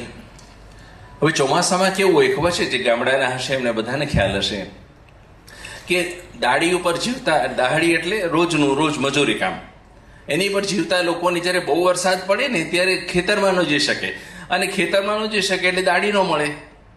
હવે વિધવા, 8 વર્ષનો એક દીકરો, 2 દિવસથી ઘરમાં અન્ન નહોતું. માએ ગમે તેમ કરી જૂનું બધું કઠોળ ને તેને ચલાવ્યું. 3જી દિવસે બધું ખૂટી ગયું. પ્રેમ કેવો હોવો જોઈએ હું એ કહું છું એક્ઝામ્પલ. 3જી દિવસે બધું જ ખૂટી ગયું. એટલે પેલી બેન બાજુવાળીના ઘરે ગઈ, એક બેનના ઘરે. 2-3 જણે તો ના પાડી. 3જી બેનને કે બેન લોટ આપને, એક જ વાટકી આપ, મારા દીકરા પૂરતો. હું પાણી પીને ચલાવી લઈશ, પણ મારા દીકરાને રોટલો થઈ જાય ને એટલો આપ. એટલે એક દયાળુ બેન હશે આજુબાજુના, એને એક વાટકો લોટ ભરી આપ્યો. એ લોટ લઈને ઘરે આવી, ઘરે લોટ મૂક્યો અને પાણી ભરવા ગઈ. હવે ગામડામાં ઘણી જગ્યાએ નળ આવી ગયા ઘરે ઘરે. પહેલા તો પાણી ભરવા જવું પડતું. પાણી ભરવા ગઈ, માતા પાછી આવી તો લોટનો વાટકો નહીં. એટલે નવાઈ લાગી કે લોટનો વાટકો ક્યાં ગયો? 20-25 મિનિટ પછી એનો દીકરો આવ્યો અને હાથમાં ખાલી વાટકો હતો. એટલે કે તને ભાન પડે છે કઈ? લોટ ક્યાં ગયો? તો કે મેં મદારીને આપી દીધો. ગામડામાં ચોમાસામાં મદારીઓ બહુ આવે અને બધા છોકરા પાસે લોટ માંગે. એ કે મદારીને આપી દીધો. તો કે અરે મારા રોયા, તને ખ્યાલ છે એ તારા માટે હતો, હવે તું શું ખાઈશ? કાલથી તો તે થોડું ઘણું કઠોળ જ લીધું છે, આજ તો એ પણ નથી, અને લોટ પણ તે આપી દીધો. શું કામ આવું કર્યું? ત્યારે દીકરો કે છે કે માં, મને ખબર છે કે તું માંગીને લોટ લાવી હતી, પણ એ પણ ખબર છે કે લોટ નહીં હોય તો મારે ભૂખ્યા રહેવું પડશે. પણ માડી, મદારીએ કહ્યું હતું કે જે નો લોટ લાવે ને એની માના સમ. એટલે માં, તને કઈ થાય ને એની કરતા હું એકલી ભૂખ્યો રહીશ. આ પ્રેમ, આટલો પ્રેમ જયારે એકબીજા પ્રત્યે આવે ને ત્યારે કુટુંબમાં, સમાજમાં સુખ કેમ ન હોય? એ આવી જ જાય. અને આપણે શું કરીએ છીએ? એકબીજાને નફરત જ કરતા હોય છે. પતિ પત્ની નફરત કરતો હોય, પત્ની પતિને નફરત કરતા હોય. ભલે આપણે બાંધી મુઠ્ઠીથી હાલ્યા જઈએ છીએ, જુદી વસ્તુ છે, પણ આ સ્વાભાવિક બની ગયું છે. એક ભાઈનું મૃત્યુ થઈ ગયું, એ સ્વર્ગમાં ગયા. તો સ્વર્ગના દરવાજા પર યમદૂત ઉભો હતો. એને પેલા ભાઈને કીધું કે ક્યાં જાઓ છો? તો કે મારે સ્વર્ગમાં જવાનું છું, મારું પૃથ્વી પર મૃત્યુ થઈ ગયું છે. તો કે લવ નો સ્પેલિંગ બોલો જોઈએ. તો કે LOVE. તો ઓકે જાઓ. હજી જાઓ કે તો યમરાજાનો ફોન આવ્યો એની પર. એટલે ઓલાને કે તું ઘડીક ઉભો રહે, હું હમણાં આવું છું. કોઈ પણ આ જીવાતમાં આવે ને તેને પૂછવાનું લવ નો સ્પેલિંગ, અને જો સાચો સ્પેલિંગ કહે ને તો અંદર આવવા દેવાનો, નહીં તો નર્કમાં મોકલી દેવાના. તો ઓલો ઉભો રહ્યો. તો નસીબ જો કે એની વાઈફ જ પાછળ આવી. એટલે તું અહીં ક્યાંથી? તો કે તમારા અંતિમ સંસ્કાર કરીને હું ઘરે જતી હતી, મને ટ્રક વાળાએ કચરી નાખી, હવે મને સ્વર્ગમાં જવા દો. તો કે એમને ન જવા દે, નિયમ હોય બધા, આ ઘર થોડું ચાપડું, અહીં નિયમથી જવાય. હું તને સ્પેલિંગ પૂછું ને એનો સ્પેલિંગનો તું મને સાચો જવાબ આપે ને તો જ તું અંદર જઈ શકીશ. તો કે આ પૂછો સ્પેલિંગ. તો જેકોસ્લોવેકિયા. એટલે અહીંયા તો ઠીક છે, ત્યાંય છોડતા નથી. દાજ તો જુઓ, મરી ઓલી ચેકોસ્લોવાકિયાનું સ્પેલિંગ મને નથી આવડતો, ત્યારે અચાનક પૂછો તો યાદ કરવું પડે, સી થી શરૂ થાય છે. એટલે આપણે એકબીજા પર દાજ કાઢવાનો એક મોકો નથી જવા દેતા. પણ એવું નથી, ઘણી વખત બહુ જ પ્રેમ પણ હોય છે. એક જગ્યાએ 4-5 યુવાનો બેઠા હતા રેસ્ટોરન્ટમાં અને જોતા હતા કે વડીલ દાદા અને દાદી એ સૂપ ધીમે ધીમે પીતા હતા. એટલે પેલો યુવાનો તો મસ્તી જ જુદી હોય ને, આખી ઉંમર જ જુદી છે. દિવસમાં શાહબુદ્દીનભાઈ કે ને એમ 10-10 વાર તો પ્રેમના ઉમળકા આવતા હોય. તો ઓલા એક છોકરો છોકરીને કે જો અત્યારે આપણે પ્રેમ કરી લઈએ બરાબર, આ ઉંમરે જો છે પ્રેમ જરાય, છાનામાના પોતપોતાની રીતે પીવે છે ને સૂપ, એકબીજાની સામે જોવે છે. ત્યારે પેલી છોકરી કે હું હમણાં ચમચી લેવા આખી હોય ને ત્યારે મેં જોયું તું ટેબલ નીચે જો. એટલે ટેબલ નીચે જોયું તો દાદા ને દાદીએ હાથ પકડી રાખ્યા હોય, એકબીજાનો હાથ પકડેલો હોય. આ પ્રેમ કાંઈ ન હોય ત્યારે પણ પ્રેમ, જ્યારે કશું જ નહીં હોય ત્યારે પ્રેમ, જે હતું ત્યારે પ્રેમ, એને જ પ્રેમ કહેવાય. એક દાદા દાદીને બહુ જ પ્રેમ કરતા હતા, એટલું બધું પ્રેમ કરતા હતા કે દાદીને 5 મિનિટે છૂટા ન મૂકે. હવે દાદીના પિયરથી સંદેશો આવ્યો કે ભાઈ તમે 2-5 દિવસ આવી જાઓ ને, ઘણા વખતથી નથી આવ્યા, પ્રપોત્રનો કે એવું કંઈક આવ્યું છે, તો એના કે તમે આવી જાઓ. એટલે દાદી બધા માટે કપડાં લીધા, ગિફ્ટ લીધી, મોટી બેગ તૈયાર કરી. પણ દાદા મૂકે તો જવાય ને, દાદા છોડે જ નહીં. એટલે દાદી કે એક કામ કરીએ, ચાલો આપણે થપ્પો રમીએ. નહીં તો દાદા કે જાય એમ તો હતા નહીં, કે પેલા હું સંતાઈ જાઉં અને તમે થપ્પો મને ગોતવા નીકળો, અથવા તો તમે સંતાઈ જાઓ ને હું તમને ગોતવા નીકળું. તો દાદા કે હું સંતાઈ જાઉં. દાદા સંતાઈ ગયા. એટલે 10-15 ગણીને દાદી કે છૂટે છે એમ કે દાદી જોયું દાદા નથી, એટલે બેગ છોકરાઓ પાસે ઉપાડીને ટેક્સીમાં નાખીને વહી ગયા. પિયર જઈને બેગ ખોલીને અંદરથી દાદા નીકળી કે થપ્પો. આ પ્રેમ આને કહેવાય કે ક્યાંય પાછા ન પડે. આટલો પ્રેમ એકબીજા માટે હોવો જોઈએ. પરદેશની વાત છે, કુટુંબના પ્રેમની વાત કરું છું. એટલે એક માણસે એની પત્નીને અત્યંત મોંઘી દાટ કાર, 2-3 કરોડની કાર આપી, લેમ્બોર્ગિની ટાઈપની. અને એને કીધું કે જો કારના ગ્લો બોક્સ હોય આગળ, એમાં મેં બધા જ ડોક્યુમેન્ટ્સ મૂકેલા છે, તને ક્યારેક પોલીસ અટકાવીને ડોક્યુમેન્ટ્સ માંગે તો આપી શકે. તારું લાયસન્સ આવી ગયું છે, એ પણ મેં કવરમાં અંદર મૂકેલું છે. અને જરૂર પડે તો અગત્યના ફોન નંબર પેલા ઇન્સ્યોરન્સના પેપર્સમાં લખેલા છે. તો ઓલીને તો આ કાર બહુ વખતથી ગમતી હતી. એટલે કે હું એક આંટો મારતી આવ્યો, તો ચોક્કસ મારતી આવ્યો, પણ હાઈવે પર છે ધ્યાન રાખજે. એટલે પેલી કે બસ એ તો નીકળી ગઈ આંટો મારવા માટે. એની ડ્રીમ કાર હતી. અને ઘરથી 2 જ કિલોમીટર દૂર ગઈને ત્યાં એક વળાંકની અંદર થાંભલા સાથે ગાડી ભટકાઈ ગઈ અને એક સાઈડનું આખું પડખું ચીરાઈ ગયું. નવે નકોર કાર, અને એને દશા કરી નાખી. એ હેપતાઈ ગઈ, એને કશું ન થયું, પણ કાર અડધી ચીરાઈ ગઈ, કારણ કે એની તરફ નથી બીજી તરફથી ચીરાઈ ગઈ. આ કોઈ રાહદારીએ જોઈ લીધો અકસ્માત, એટલે એને પોલીસને ફોન કરીને કીધું ભાઈ અહીં એક્સિડન્ટ થયું. પોલીસ આવી ગઈ 5-10 મિનિટમાં. અને ઓલી એટલો જીવ બાળતી હતી કે આજે જ મારા હસબન્ડે મને આપી કાર, આટલી મોંઘી, હવે હું શું ભાવ આપીશ. અને મેં જો કારની દશા તો કરી, કાર સામે જોઈ જ ન શકાય એવી દશા કરી નાખી હતી.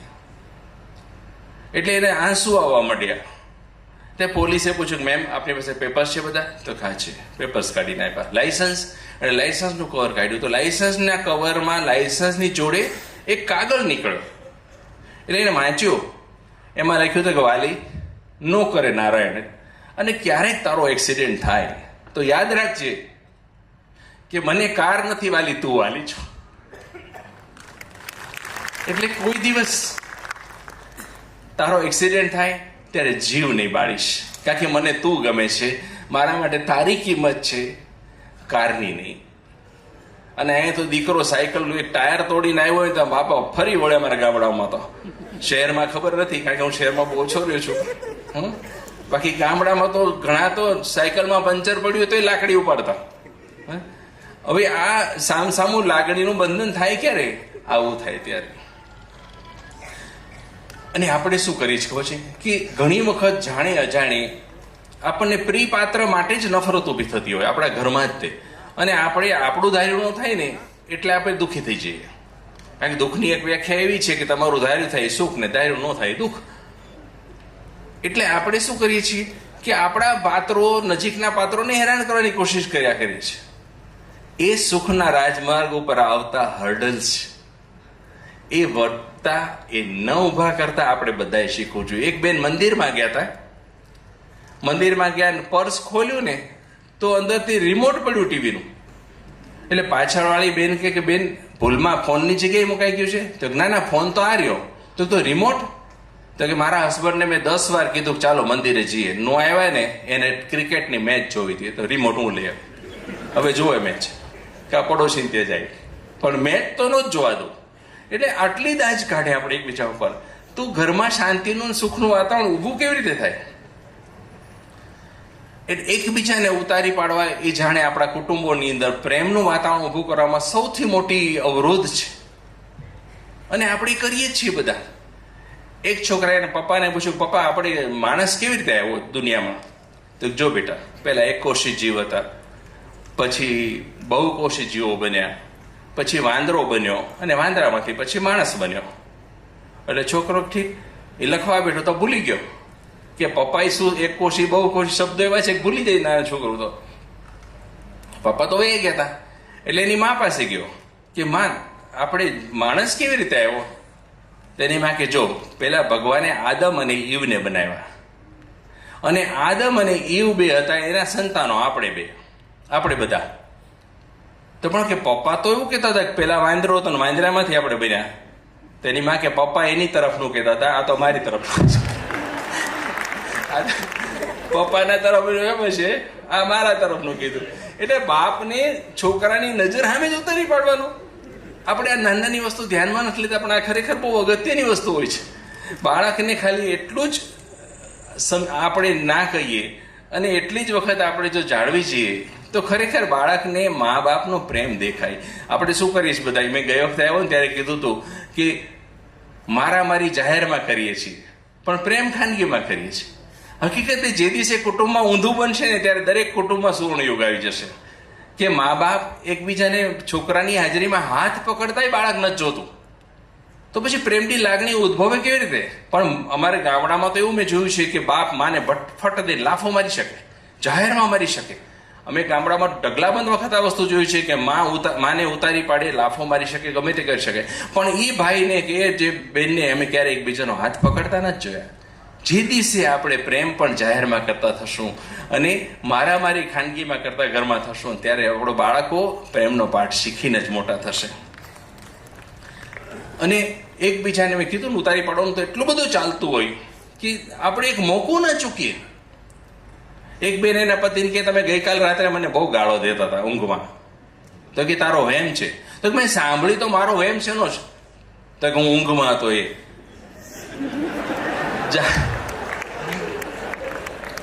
જાગતા જ ઠપકારતા હતા.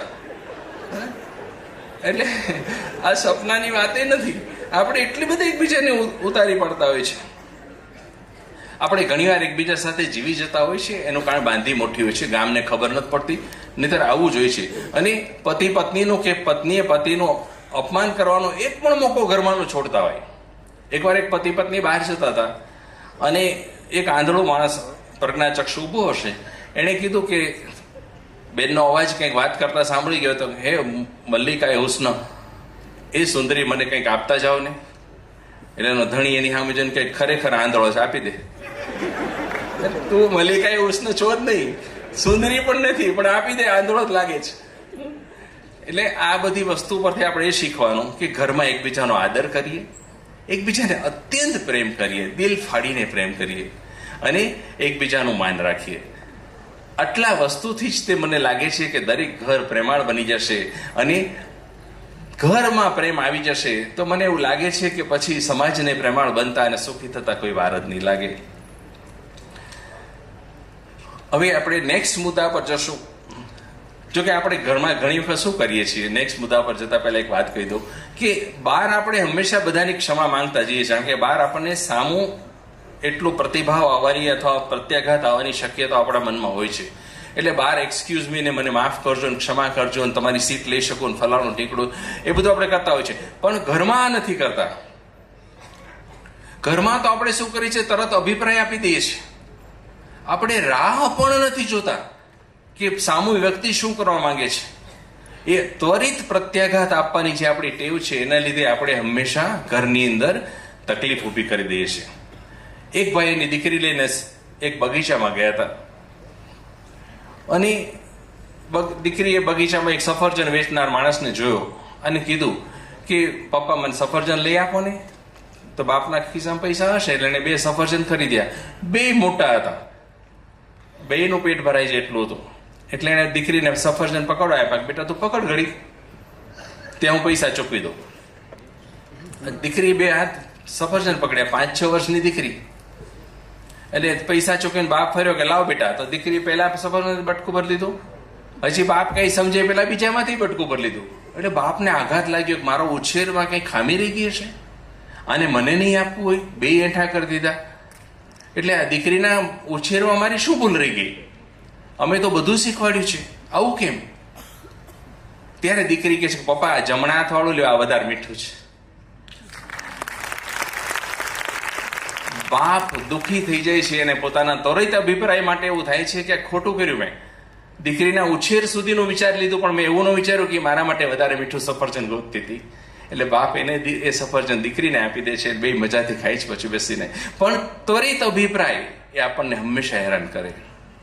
હમણાં વોટ્સએપ પર મેં એક મેસેજ વાંચ્યો તો બહુ સરસ છે કે તમે એક વોટ્સએપ પર નહોતો, બીજો ફેસબુક પર ગયો હતો કે તમે એક શહેરમાં ગયા છો અને ગરમીમાં બળબળતા બપોરે જે વિસ્તારમાં રિક્ષા કે ટેક્સી નથી મળતી એ વિસ્તારમાં છો ને એક ઝાડ નીચે ઊભા છો ઘડી છાંયો પોરો ખાવા માટે, અને સામેથી બીજા માળની બારી ખુલે છે. તમે ત્રાસી ગયા છો, તમારે પાણી પીવું છે પણ આજુબાજુ બિસ્લરી બોટલ મળે એવું પણ જગ્યા નથી, ક્યાંય એવી દુકાન દેખાતી નથી, અને આટલી ગરમીમાં તમે ચાલી જવાની શક્તિ ગુમાવી બેઠો છો. સામેથી બીજા માળની બારી ખુલે છે અને એક માણસ તમને ઈશારાથી પૂછે પાણી જોઈએ છે? તમે હા પાડો છો એટલી બારી બંધ કરે છે. હવે આ માણસ માટેનો આપણો અભિપ્રાય શું હોય? બહુ સારું લાગે. એના ઘરની નીચે બોલાવે છે, આપણે ત્યાં જઈએ છીએ, 20 મિનિટ થાય તો બારણું જ નથી ખોલતો એ માણસ. હવે અભિપ્રાય શું હોય કે મળે ખોટો બોલાવ્યો, તડકામાં આટલો લાંબુ કર્યો, મને 200 મીટર પાછું 100 મીટર ચાલવું પડ્યું. ત્યાં બારણું ખુલે અને એ માણસ કે માફ કરજો તમારે ઘણી બધી વાર ઉભા રહેવું પડ્યું, પણ મને થયું કે તમે એટલા થાકેલા છો કે તમને શરબત આપું તો વધારે સારું છે સાદા પાણી કરતા, એટલે હું શરબત બનાવવા રોકાયો ને એટલા માટે વાર લાગી. હવે આપણો અભિપ્રાય શું હશે? તમે એક ઘૂંટડું આપણે પાણી શરબત પીએ છીએ અને ખારું દૂધવા જેવું ખાટું હોય છે, એને ખાંડ નથી નાખી. હવે આપણો અભિપ્રાય માણસ માટે શું હશે? ત્યાં જ એ માણસ ખિસ્સામાંથી પાઉચ કાઢે શુગરનું કે ભાઈ મને ખબર નથી કે તમને શુગર છે કે નહીં, ડાયાબિટીસ છે કે નહીં, એટલે તમે આ શુગર જોઈએ એટલી લઈ લો મારી પાસેથી. હવે આપણો અભિપ્રાય શું હશે? જો 5 મિનિટમાં આપણો અભિપ્રાય 5 વખત બદલતો હોય તો જિંદગી વિશે, કુટુંબ વિશે, વ્યક્તિ વિશે, બાળકો વિશે, માતા પિતા વિશે આપણે અભિપ્રાય આપવાને લાયક ખરા? મોટા ભાગના આપણા દુઃખો આ ત્વરિત અભિપ્રાયમાંથી ઉદ્ભવે છે. એટલે ત્વરિત અભિપ્રાય આપવાનું ટાળવું, થોડીક રાહ જોવી. નાનપણમાં આપણે પંચતંત્રમાં ક્યાંય વાત હતી કે ઓલો રાજા એના સાધુને મળે, સાધુ એને કે વરદાન આપે છે કે મારી પાસે બીજું કંઈ નથી પણ હું તને એક વાત કહું છું, યાદ રાખજે કે કંઈ પણ પગલું ભરતા પહેલા 7 ડગલા પાછળ ચાલવું. આ વાર્તા બધાએ વાંચી હશે. એ વાર્તા મુજબ ત્વરિત અભિપ્રાય આપવાનું જો આપણે ટાળીએ તો ઘણા બધા પ્રશ્નો અટકી જાય 100%. બીજું, પ્રેમ વેચતા રહેવો. પ્રેમ એક એવું બીજ છે કે જેટલું વેચશો એનાથી ડબલ થઈને તમારી પાસે આવશે, આપણી બધા પાસે આવશે. એને વાવતા રહેવું અને કોઈ જાતના અપેક્ષા વગર વાવતા રહેવું. પરદેશમાં એક સાંજના એક સવાર હતી અને બહુ બરફ પડી રહ્યો હતો, ખૂબ જ બરફ પડી રહ્યો હતો. એ સમયે એક માણસ ટૂટીઓ વાળીને શેરીને નાકે પડ્યો હતો. ત્યાં એક મોંઘી દાટ કાર આવીને ઉભી રહીને એમાંથી એક આધુનિક લેડી ઉતરે અને પેલાને પૂછે કે ભાઈ તારે કંઈ ખાવું છે, તારે ગરમાટો જોવો હોય તો રેસ્ટોરન્ટમાં ઘડીક સામે રેસ્ટોરન્ટ છે એમાં બેસવું છે, કોફી પીવી છે.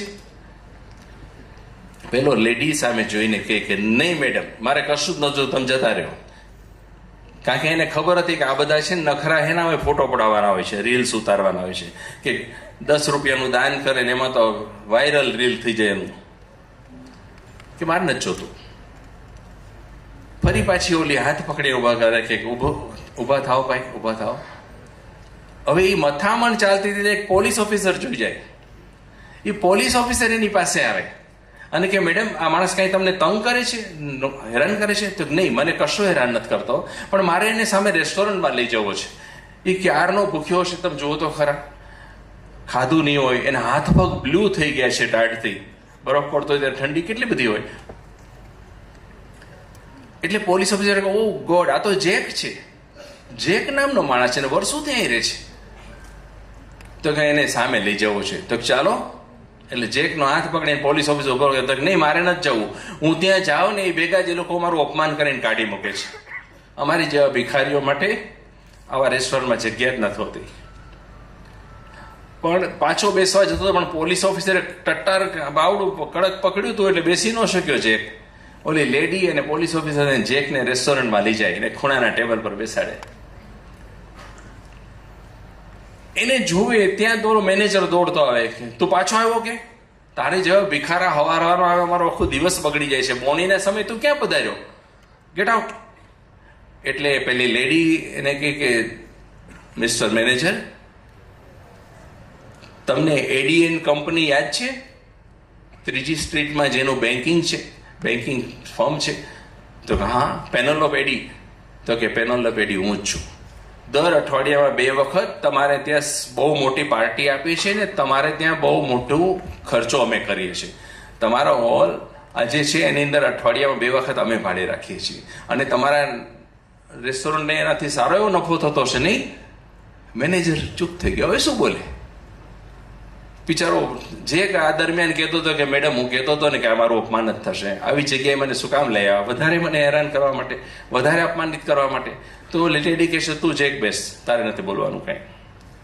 એટલે મેનેજરને કહે વેઇટરને મોકલો, ઓર્ડર લઈ જાય. એટલે વેઇટર ઓલો મેનેજર ચૂપચાપ પાછો વહી ગયો, કારણ કે આટલું મોટું દર અઠવાડિયાનું નફો કોણ જવા દે. એટલે પેલો વેઇટર લઈ જાય, એને સેન્ડવિચ મોટી મંગાવે, કોફી મંગાવે, લેડી પણ કોફી મંગાવે, અને પેલા પોલીસ ઓફિસર માટે કોફી મંગાવે લેડી. પછી કહે છે કે જેક મને ઓળખી? એટલે જેક સામે જોવે કે મેડમ તમારો ચહેરો જાણીતો લાગે છે પણ કાંઈ યાદ નથી આવતું. તો કે આજથી બરાબર 20 વર્ષ પહેલા આવી જ ફેબ્રુઆરીની સવારે હું સામે ફૂટપાથ ઉપર પડી હતી, ઘરેથી ભણવા આવી હતી પણ પૈસા ખૂટી ગયા, મકાન માલિકે કાઢી મૂકી, રેન્ટ નહોતી ભરી શકી, કોલેજમાં ફીસ ન ભરી શકી એટલે કોલેજે કાઢી મૂકી. એટલે બેહાલ થઈને હું અહીં આવી હતી ને હિંમત કરીને આ રેસ્ટોરન્ટમાં ઘૂસી હતી, ત્યારે તમે અહીં મેનેજર હતા. તો ચેક કે હા, હું પહેલા અહીં મેનેજર હતો, પણ પછી મારા નસીબ બગડ્યા. રિટાયરમેન્ટ પછી મારું કોઈ હતું નહીં, મારી પાસે કંઈ પૈસા નહોતા. એટલે લેડી કહે છે એ વખતે તમે મને આ જ ટેબલ પર બેસાડી હતી અને સેન્ડવિચ અને કોફી આપ્યા હતા. હું ગભરાતી હતી ખાતા કે બિલનું શું થશે, ત્યારે મેં જોયેલું કે તમે ચૂપચાપ તમારા ખિસ્સામાંથી પૈસા કાઢી વેઇટરને સમજાવીને કેશ બોક્સમાં મૂકતા હતા.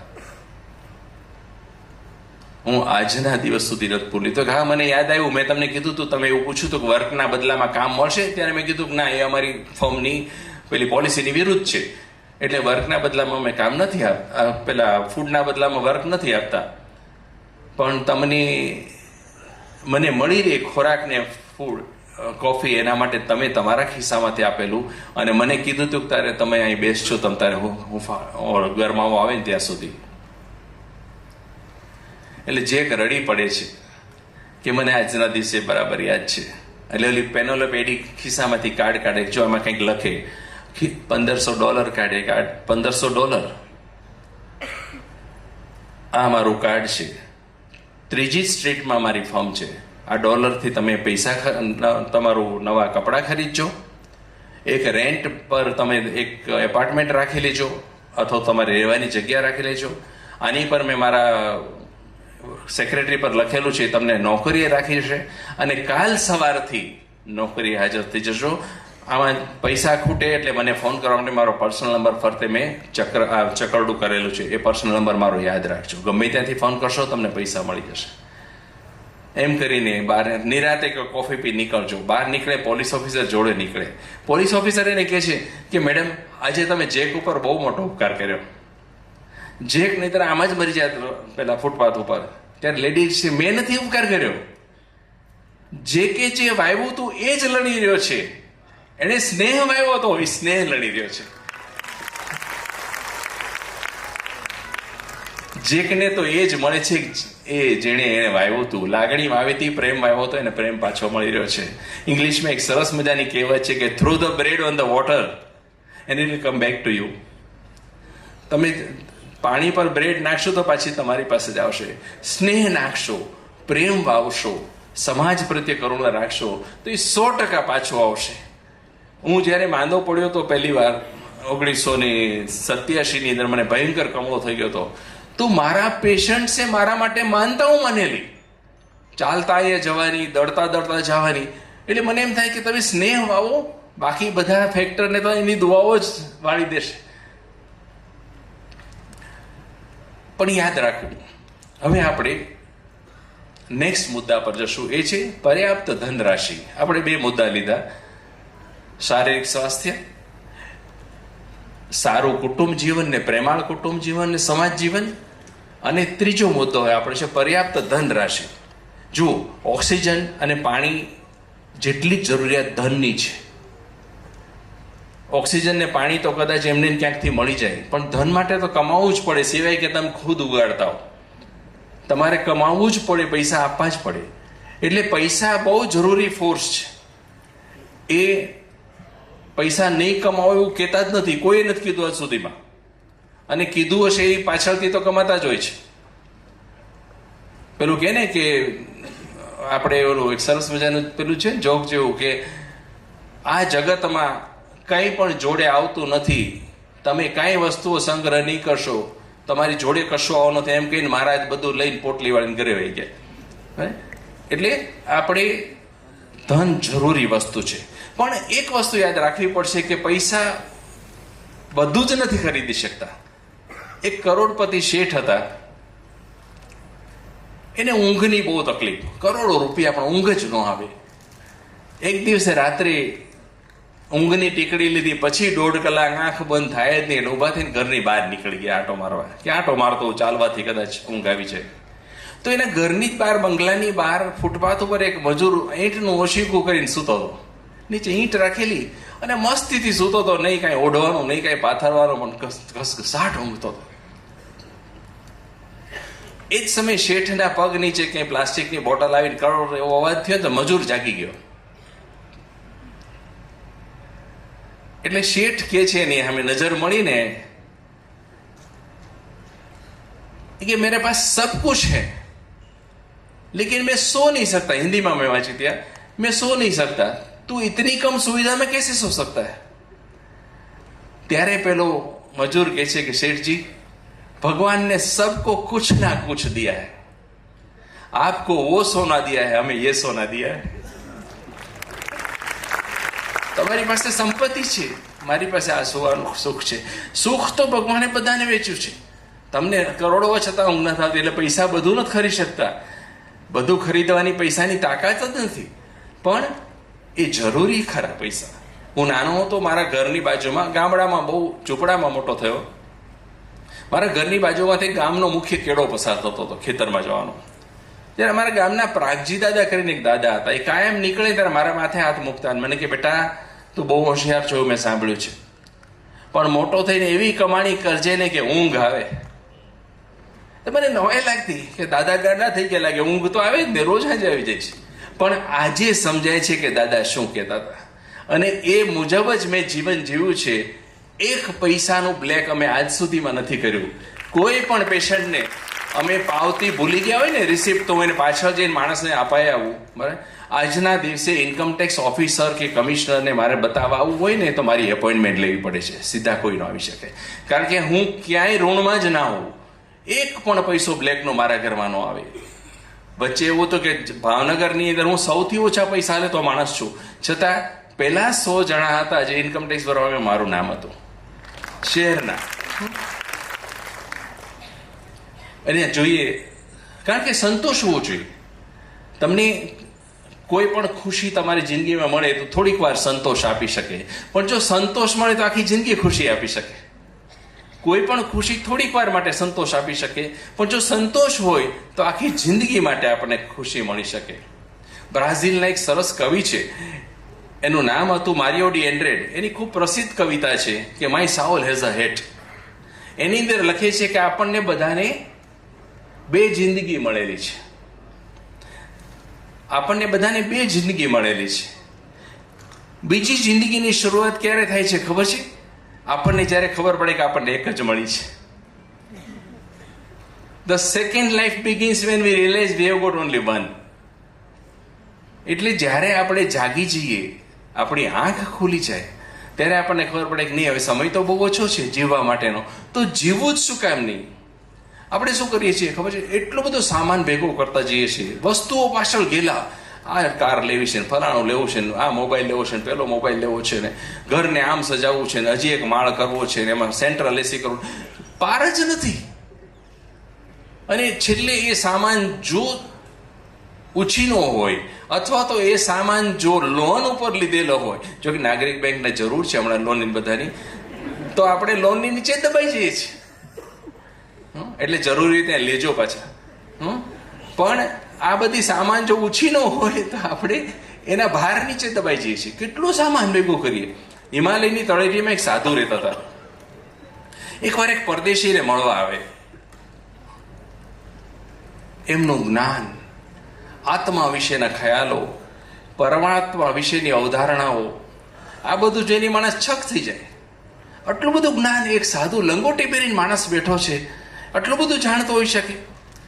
એ સમયે અંગ્રેજનું ધ્યાન એની ઝૂંપડીમાં જાય તો જોવે કે એમાં એક પાણીનું નાનું માટલું, માટીનું એક ટમ્બલર અને એક કંબલ એટલે દાબડો, એની સિવાય કશું જ નહીં. એક લાકડી ખૂણામાં પડી હતી. એટલે એને નવાઈ લાગી કે આટલી ઓછી વસ્તુઓ સાથે કોઈ જીવી શકે ખરું? એટલે એની સામે જોઈને કહે છે કે મહારાજ, તમારો સામાન ક્યાં છે? ત્યારે સાધુ પેલા માણસને, અંગ્રેજને પૂછે કે ભાઈ તારો સામાન ક્યાં છે?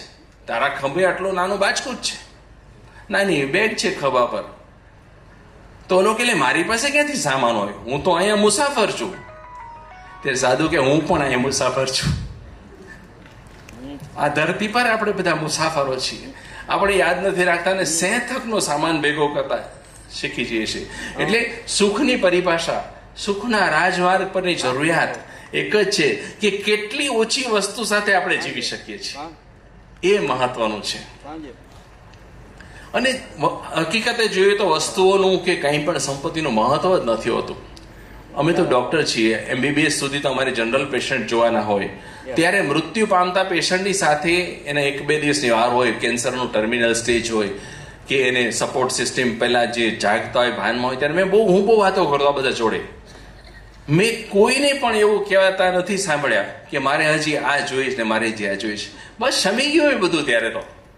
ત્યારે એ લોકો એટલું જ બોલે કે આટલી સરસ ધરતી પર થોડાક દિવસ રહેવા મળે ને તો સારું. આપણને રહેવા મળે તો આપણે વસ્તુઓ પાછળ ગાંડા છીએ. આપણને સરસ રીતે રહેવા મળે છે, કાંઈ નથી ત્યારે આપણે વસ્તુઓ દેખાય છે. આ સરસ વિશ્વ નથી બતાતું. અમારા એક ઓપ્થેલ્મોલોજીસ્ટ હતા અમારે ભાવનગરના, એને ફેફસાનું કેન્સર થયું હતું. અને પહેલી વખત મારી દીકરીના ચશ્માની હંમેશા એ તપાસ કરતા. પહેલી વખત જ્યારે એમને રેમિશન આવ્યું, દવાની અસર આવીને પાછા કામ પર આવ્યા, ત્યારે મળવા ગયા હતા. ત્યારે એને કીધું સાહેબ બસ 10 વર્ષ મળે તો સારું. મારે આજ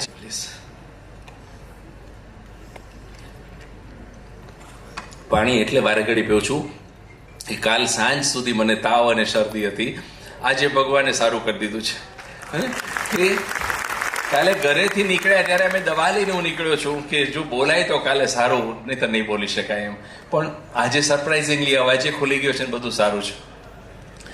એક રાજા હતો, એની એકવાર રણમાં ભૂલો પડી ગયો. સૈનિકો પાછળ રહી ગયા અને રણમાં કેવું છે, કોઈ લેન્ડમાર્ક ન હોય એટલે અહીંયા આવો ને અહીંયા આવજો ને આ રસ્તે જજો ને એવું કઈ હોય નહીં. તો સૈનિકો પાછળ રહી ગયા. રાજાને ભયંકર તરસ લાગી, કારણ કે બધું સરંજામ તો સૈનિકો પાસે હતો. રાજા તો વોટર બોટલ ત્યારે લઈને ફરતા નહીં. સરંજામ બધો પાછળ રહી ગયો હતો. તો રાજાએ એક ઝૂંપડી જોઈ. ઝૂંપડીમાં દાખલ થયા તો એક ફકીર બેઠા હતા, એની પાસે નાનું માટલું.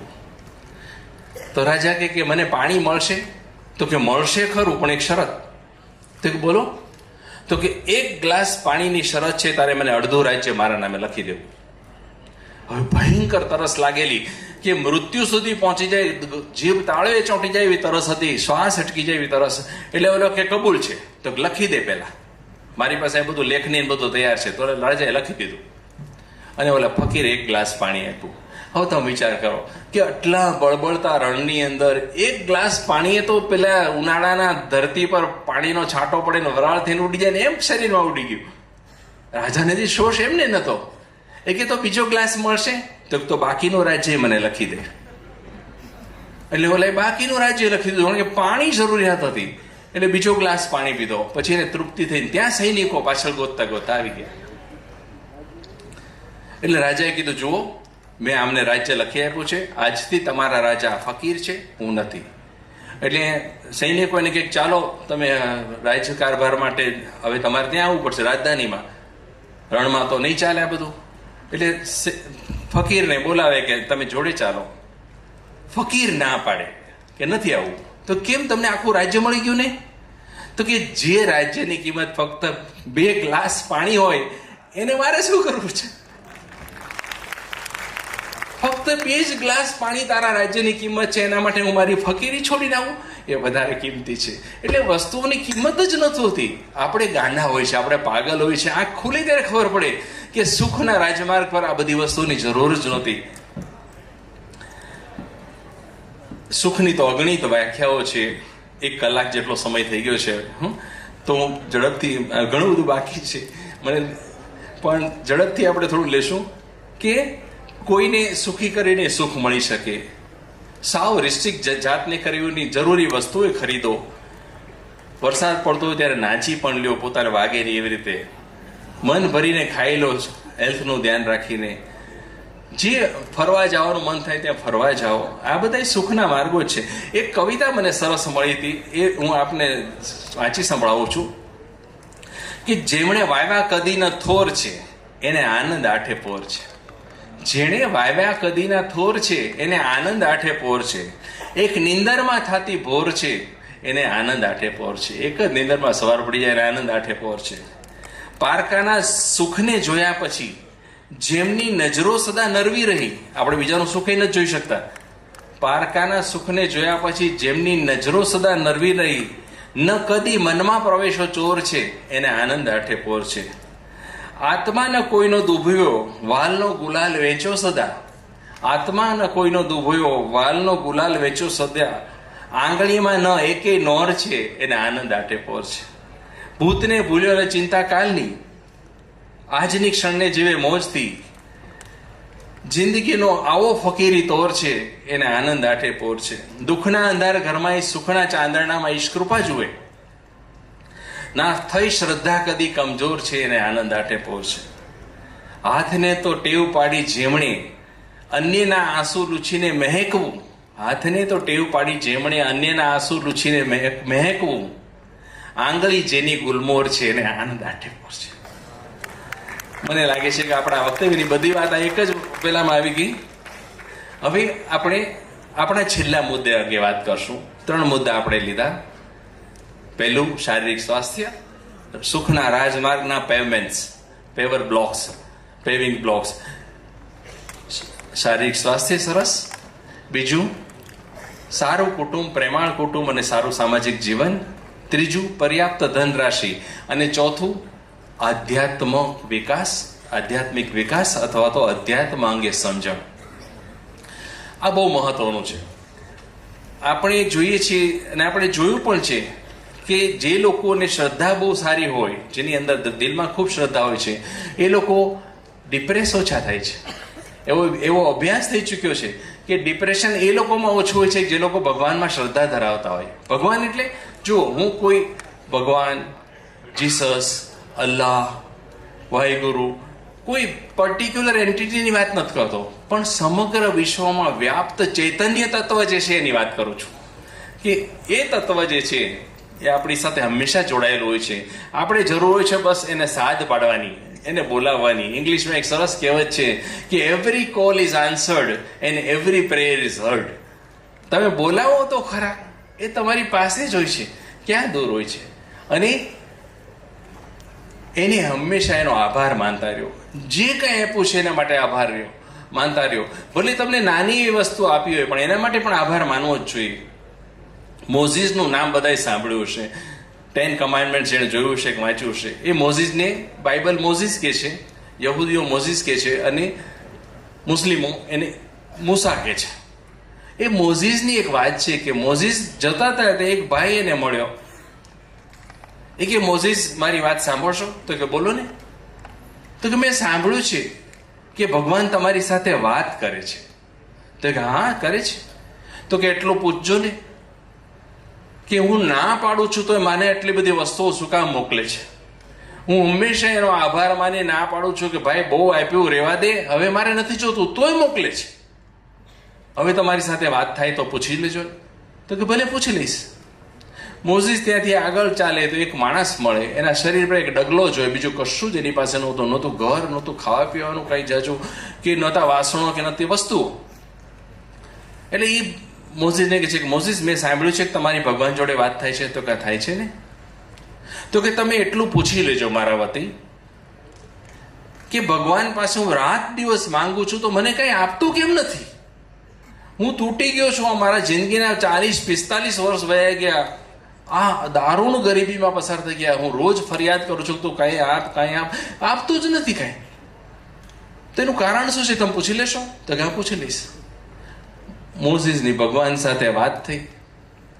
એટલે મોઝીસ કહે છે કે પહેલો માણસ મળ્યો, એને કીધું કે તમે શું કામ આટલું બધું ને આપો છો? એ તો ના પાડે છે. તો કે એને કે આભાર માનવાનું બંધ કરી દે. એ મારો આભાર માનવાનું બંધ કરી દે તો એને વસ્તુ મળતી બંધ થઈ જશે. તો એને કે બીજા માણસને, તો એને કે એને આભાર માનવાનું શરૂ કરે ફરિયાદની જગ્યાએ, તો મળી જશે. એટલે મોઝીસ કે ભલે. બીજી દિવસે મોઝીસ પાછો નીકળે ત્યારે ઓલો પહેલો માણસ પૂછે, એટલે કે મને કેમ વધારે વસ્તુઓ આપે છે? તો તું કાયમ આભાર માને છે, એ તો બંધ કરી દેશે તને મળતું બંધ થઈ જશે. ત્યારે ઓલો કે એ તો કેમ બને? જેણે મને શ્વાસ સુદ્ધા મને જેણે આપ્યો છે એનો આભાર માનવાનો તો બંધ કેવી રીતે થાય? હું તો આભાર માનીશ જ, એને જે કરવું એ કરે. બીજા માણસ પાસે જાય અને કે પૂછ્યું મારું? તો કે મેં પૂછ્યું. તમે આભાર માનતા જાઓ તો તમને બધી વસ્તુ મળી જશે. તો હું આભાર માનવાની વાત કરું તમે? આ એક ડગલા સિવાય આપ્યું છે શું? હું એનો આભાર માનું તો શેના માટે માનું? મને કશું જ નથી આપ્યું. જન્મ્યો ત્યારથી કંગાળ, ગરીબીમાં, ભૂખમરામાં, લાચારીમાં જ હું જીવ્યો છું. તો મારે આભાર માનો કે તમને શરમ નથી આવતી મોઝીસ? શેનો આભાર માનો? અને વાત આગળ કે છે એ જ સમયે પવનનો જોરદાર ઝાપટું આવે છે, એકદમ વંટોળિયા જેવું, અને એનો ડગલો ઉડી જાય છે. એટલે આભાર માનવો, જે કંઈ આપ્યું છે માટે આભાર માનવો. પરદેશમાં થેન્ક્સગિવિંગ ડે હોય છે, બધા એકબીજાનો આભાર માનતા હોય. આપણે રોજ મનાવીએ, ઈશ્વરને કહીએ કે તે જે આપ્યું છે એ અમારા માટે બહુ સરસ છે. સમય હવે થોડોક સમય છે તો હું એક વાત બીજી કહી દઉં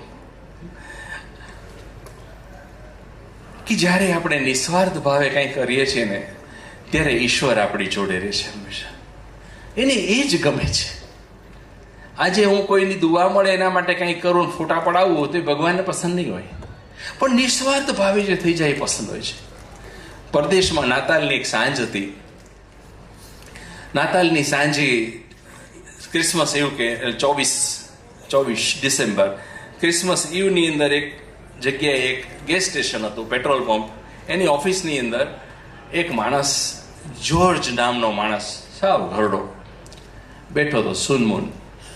એ દિવસે સવારથી બરફ એકધારો પડી રહ્યો હતો અને જ્યોર્જ ઉદાસ મને બેઠો હતો.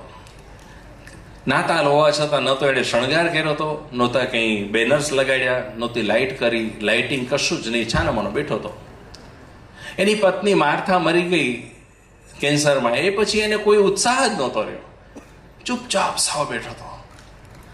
એ જ સમયે એની ઓફિસનું બારણું ખખડ્યું. એને જોયું તો લગર વગર એક માણસ, સાવ ગરીબ, કપડાના લીરા લટકેવો, થરથર ધ્રુજતો, કેટલાય દિવસથી પેટમાં કંઈ પડ્યું ને એવું લાગતો માણસ અંદર આવે અને આવીને સીધા હાથ જોડે કે માફ કરજો સાહેબ, મને ઘડીક ઊભો રહેવા દેજો. આજ સવારથી એટલો બધો બરફ પડે છે કે હું સહન નથી કરી શકતો. હવે મારી સહન શક્તિની હદ આવી ગઈ, એટલે ઘડીક ગરમાવા માટે હું અંદર આવ્યો છું કે ત્યાં બધા ઇન્ડોર બધું હીટેડ હોય, ગરમ હોય, તો મને થોડી વાર ગરમાવા આવશે એટલે હું જતો રહીશ પાછો. જોર્જ કે અરે ભાઈ, તું હાથ જોડમાં, તું તારે અહીંયા હીટર પાસે આવીને બેસ જા. હું એકલો સુનમૂન બેઠો હતો, નહીં કહેતા તું આવ્યો તો સારું છે, બેસ અહીંયા. પછી એને કોફી બોક્સ, પોતાનો કોફીનો થર્મોસ ખોલીને આપ્યું, કોફી ભરીને કે હાલે, મારા હાથની કોફી મારી પત્નીને બહુ ભાવતી હતી, આ તું પી એટલે તને થોડો ગરમાવો આવશે. ઓલા કોફીનો મગ હાથમાં લીધો, જોર્જ ઊભો થઈને અંદર ગયો. એને સાંજે જમવા માટે જે સેન્ડવિચનો ઓર્ડર કરેલો, એ સેન્ડવિચનું પડીકું લઈને પાછો આવ્યો કે આ તું સેન્ડવિચ એ ખાઈ લે, મને ભૂખ નથી લાગી. મને આજ માર્થા એટલી બધી યાદ આવે છે કે મને ભૂખ જ નથી, હું કંઈ જમવાનું નથી આજે. તો તારા પેટમાં કંઈક પડશે તો તને જલ્દી ગરમાવો આવશે, લઈ લે ભાઈ. એટલે એને સેન્ડવિચ આપી. ઓલો સેન્ડવિચને કોફીને ન્યાય આપતો હતો, ત્યાં બહાર બેલ વાગી. એનો નિયમ ત્યાં એ લોકોએ રચના કરી હતી કે ડ્રાઈવેમાં જ્યારે કોઈ કાર બહાર નવું વાહન આવે એટલે બેલ વાગે ને અંદર બેઠેલા માણસને ખબર પડે કે કોઈ વાહન નવું આવ્યું, એટલે એને એટેન્ડ કરવાનું છે.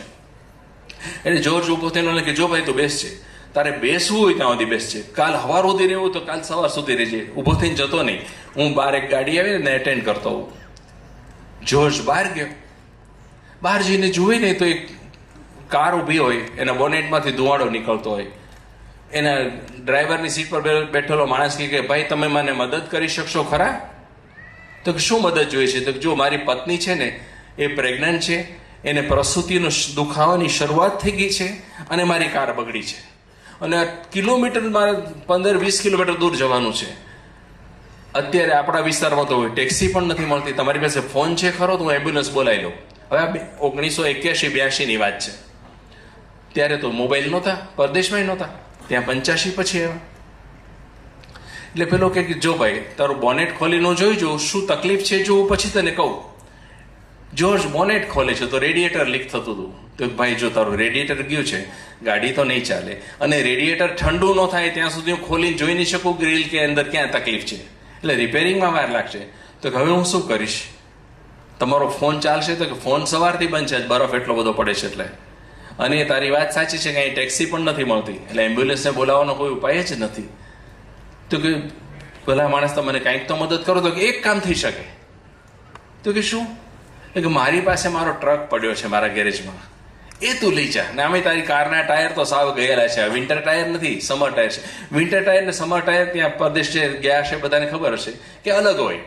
વિન્ટર ટાયર સોફ્ટ હોય, એની અંદર ગ્રુઝ વધારે હોય અને ટ્રેક્સ વધારે ઊંડા હોય, જેથી કરીને બરફમાં સ્કીડ ન થઈ જાય. આપણા ટાયર જે સમર ટાયર હોય એ લસરી જાય અને પકડ ન બનાવી શકે.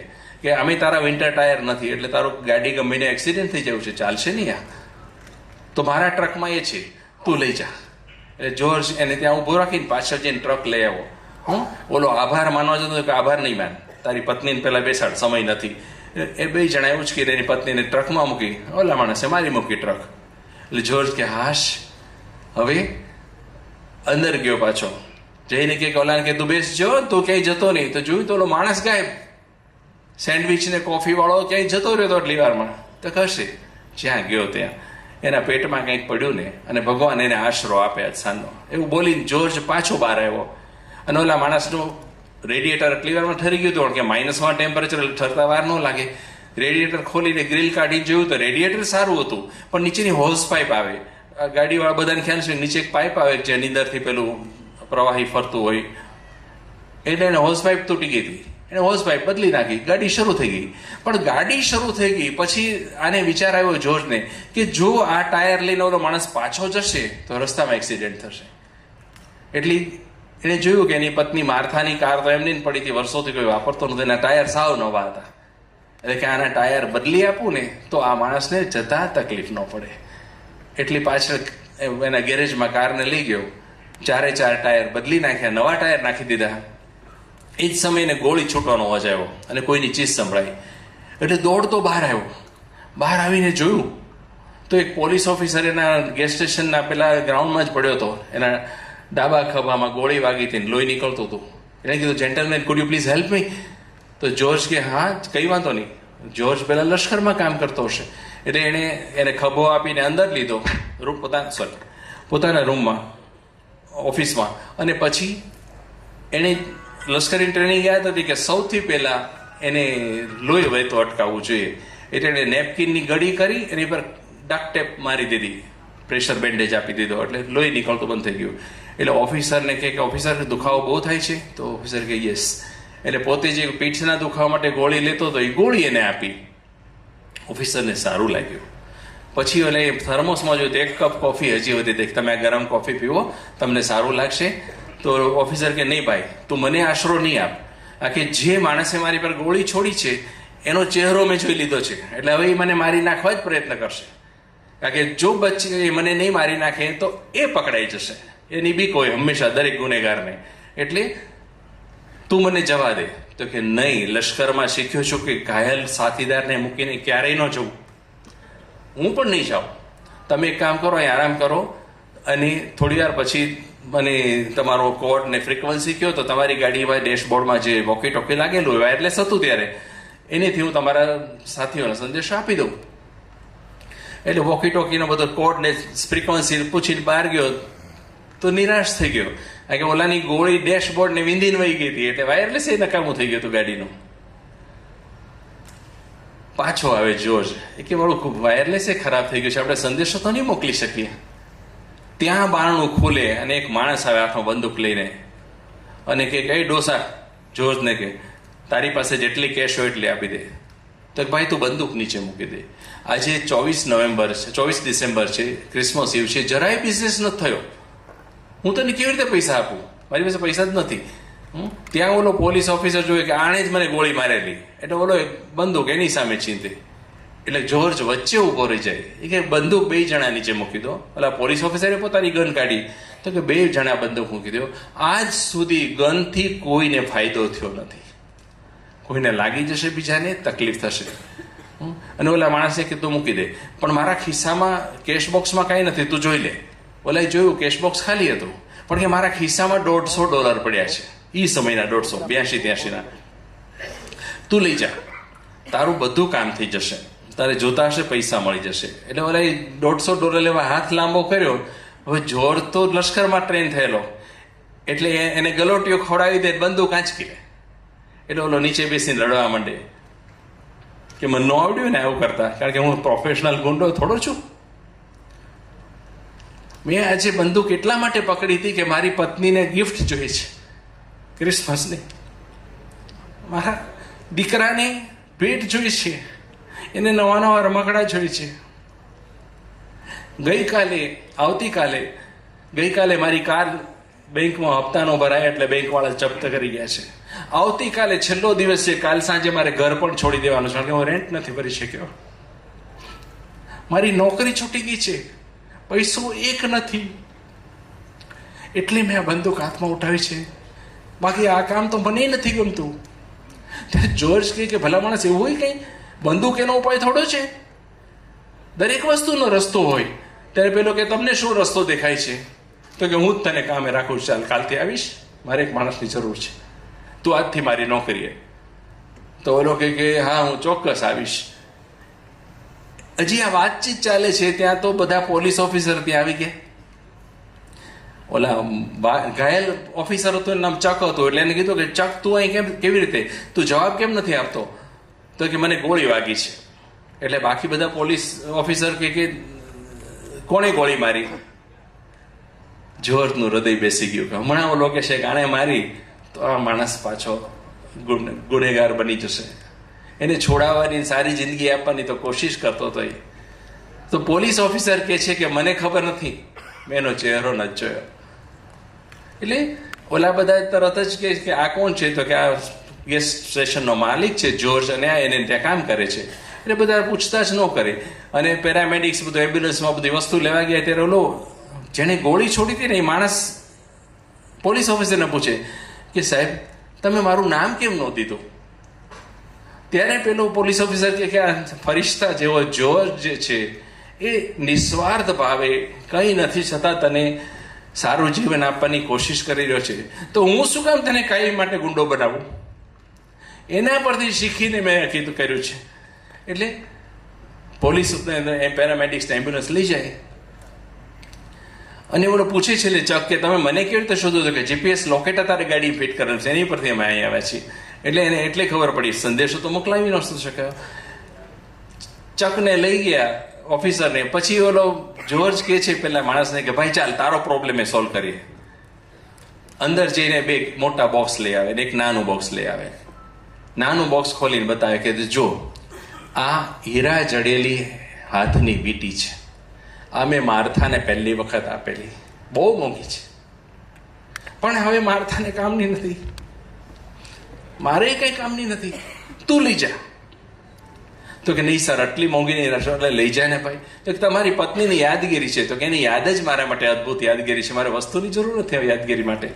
અને આ બોક્સમાં મને ઓઇલ કંપનીઓ તરફથી મળેલ રમકડા છે, વિમાન છે, રોબોટિક કાર છે, બધું છે, તું લઈ જા. તારા છોકરાને ગિફ્ટ જોતી હતી ને એટલે લઈ જાય. તો ઓલો રડવા માંડે. રડતા રડતા કે સર હું કેવી રીતે તમારો બદલો ચૂકવીશ? આ લ્યો આ $150 પહેલા લીધેલા નહીં પાછા. તો કે અરે $150 તો મને પાછા આપી દઈશું, તું સાંજે ડિનર કેવી રીતે કરાવીશ તારા ફેમિલીને? એ પણ લઈ જા. તને એવું લાગતું હોય કે હું તને આપું છું તો એ એવું ગણજે કે તારો પહેલા અઠવાડિયાનો પગાર હતો. અને વીટી માટે તારી પત્નીને કહેજે કે મારા શેઠે નાતાલની ભેટ આપી છે. ઓલો માણસ આભાર માનતો માનતો કેટલાય શબ્દો બોલતો ગયો કે સર હું કાલથી નોકરી પર આવી જઈશ. તો કાલથી પરમ દિવસથી, કાલ નાતાલ છે, રજા છે. એટલે પેલો ગયો. જોર્જ પાછો ફરીને જોઈ ને તો ઓલો ભિખારી જેવો લગર વગર માણસ કોફી ને સેન્ડવિચ વાળો ત્યાં જ બેઠો હતો. એટલે તું ક્યારે આવ્યો અહીંયા? તો કે હું તો અહીંયા જ હતો. તો કે મેં તો તને જ જોયો. તો કે સર તમને એક પ્રશ્ન પૂછવો છે, તમે ક્રિસમસ કેમ નથી ઉજવતા? બાકી બધી વાત મૂકો. તો કે હવે ઉજવીને શું કરવું છે? માર્થા ગુજરી ગઈ પછી ક્રિસમસ ઉજવવાનો કોઈ અર્થ ખરો? હવે મારું મન નથી લાગતું એટલે હું ક્રિસમસ નથી ઉજવતો. તો કે જોર્જ તું જુઠ્ઠું બોલે છે. હવે તમે માંથી ને સર માંથી સીધું તું ઉપર આવી ગયો માણસ કે તું જુઠ્ઠું બોલે છે. આ શહેરમાં આજે સૌથી સારી ક્રિસમસ તે એકે જ ઉજવી છે. એટલે પેલું કે એ કઈ રીતે વળી? તો જો તે મને ભૂખ્યાને ભોજન આપ્યું, કોફી આપી, સેન્ડવિચ તારા માટે લાવેલી મને આપી દીધી. તે જે માણસને એક ટ્રક તારો આપ્યો એની પત્નીએ અત્યારે એક સુંદર બાળકને જન્મ આપ્યો છે.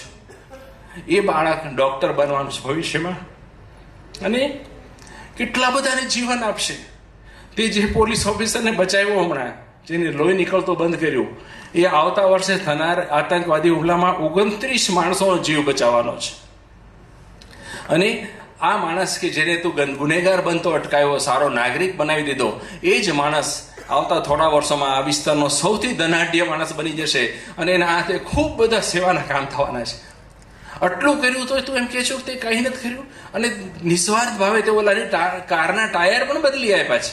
કોણ આપે આજના જમાનામાં બધું? તે તો આટલું બધું કર્યું છે. તો ઓલો કે હશે આ તો બધું સહજ રીતે થતું ગયું. નહીં, સહજ રીતે નથી ભાઈ. આ તારી ઉમદા પ્રકૃતિને તારો આત્મા બતાવે છે.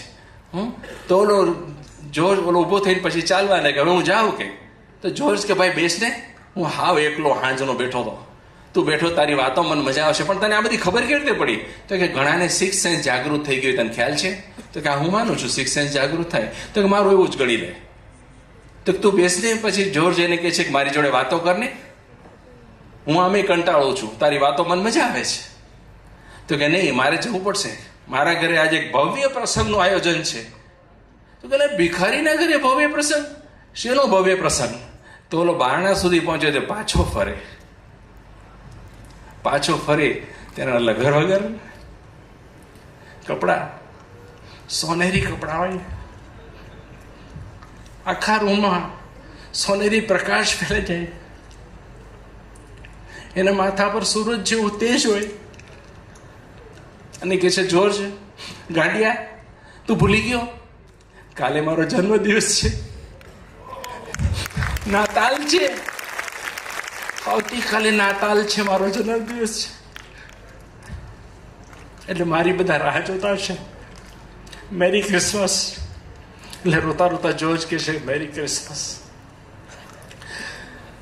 નિસ્વાર્થ ભાવે કરેલી વસ્તુ સુખના રાજમાર્ગ પર આપણને પ્રસ્થાપિત કરી દે. તમે બધા આવું સરસ જીવન જીવો, શારીરિક સ્વાસ્થ્યનું ધ્યાન રાખો, સમૃદ્ધિ પર્યાપ્ત મેળવો, પણ વધારે પડતી પાછળ ના દોડો.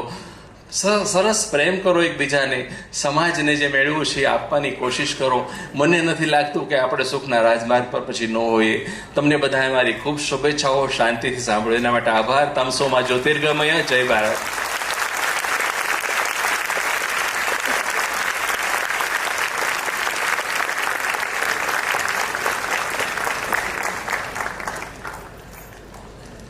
ખૂબ ખૂબ આભાર વીજળીવાળા સાહેબ. સુખની વ્યાખ્યા એ આપણને સાહેબે બહુ વિસ્તૃત રીતે આપણને આપીએ. આમાં કાંઈ ઘણીવાર આપણે વાંચતા હોઈએ છીએ, કોઈ મોટિવેશનલ હોય, ઇવેન્ટ હોય, વાતો થતી હોય કે 2 દિવસ 3 દિવસ આ યાદ રહેતું હોય છે, પછી માણસો ભૂલતા હોય છે, એવી વાત છે. આ વાત કેવી છે કે આપણને જીવન પર્યંત યાદ રહેશે. આમાં જેટલું આપણે આપણા માટે સુધરતા જશું એટલું આપણા માટે જ સારું છે. થેન્ક યુ ડોક્ટર સાહેબ. તો બધાને ફરીથી વિનંતી છે કે આના માટે આપણને સુખ આપ્યું છે, જીવન પર્યંત સુખ આપ્યું છે, તો એકવાર ખૂબ ખૂબ તાલીઓ અને ગળગાટથી ડોક્ટર સાહેબને આપણે વધાવીએ.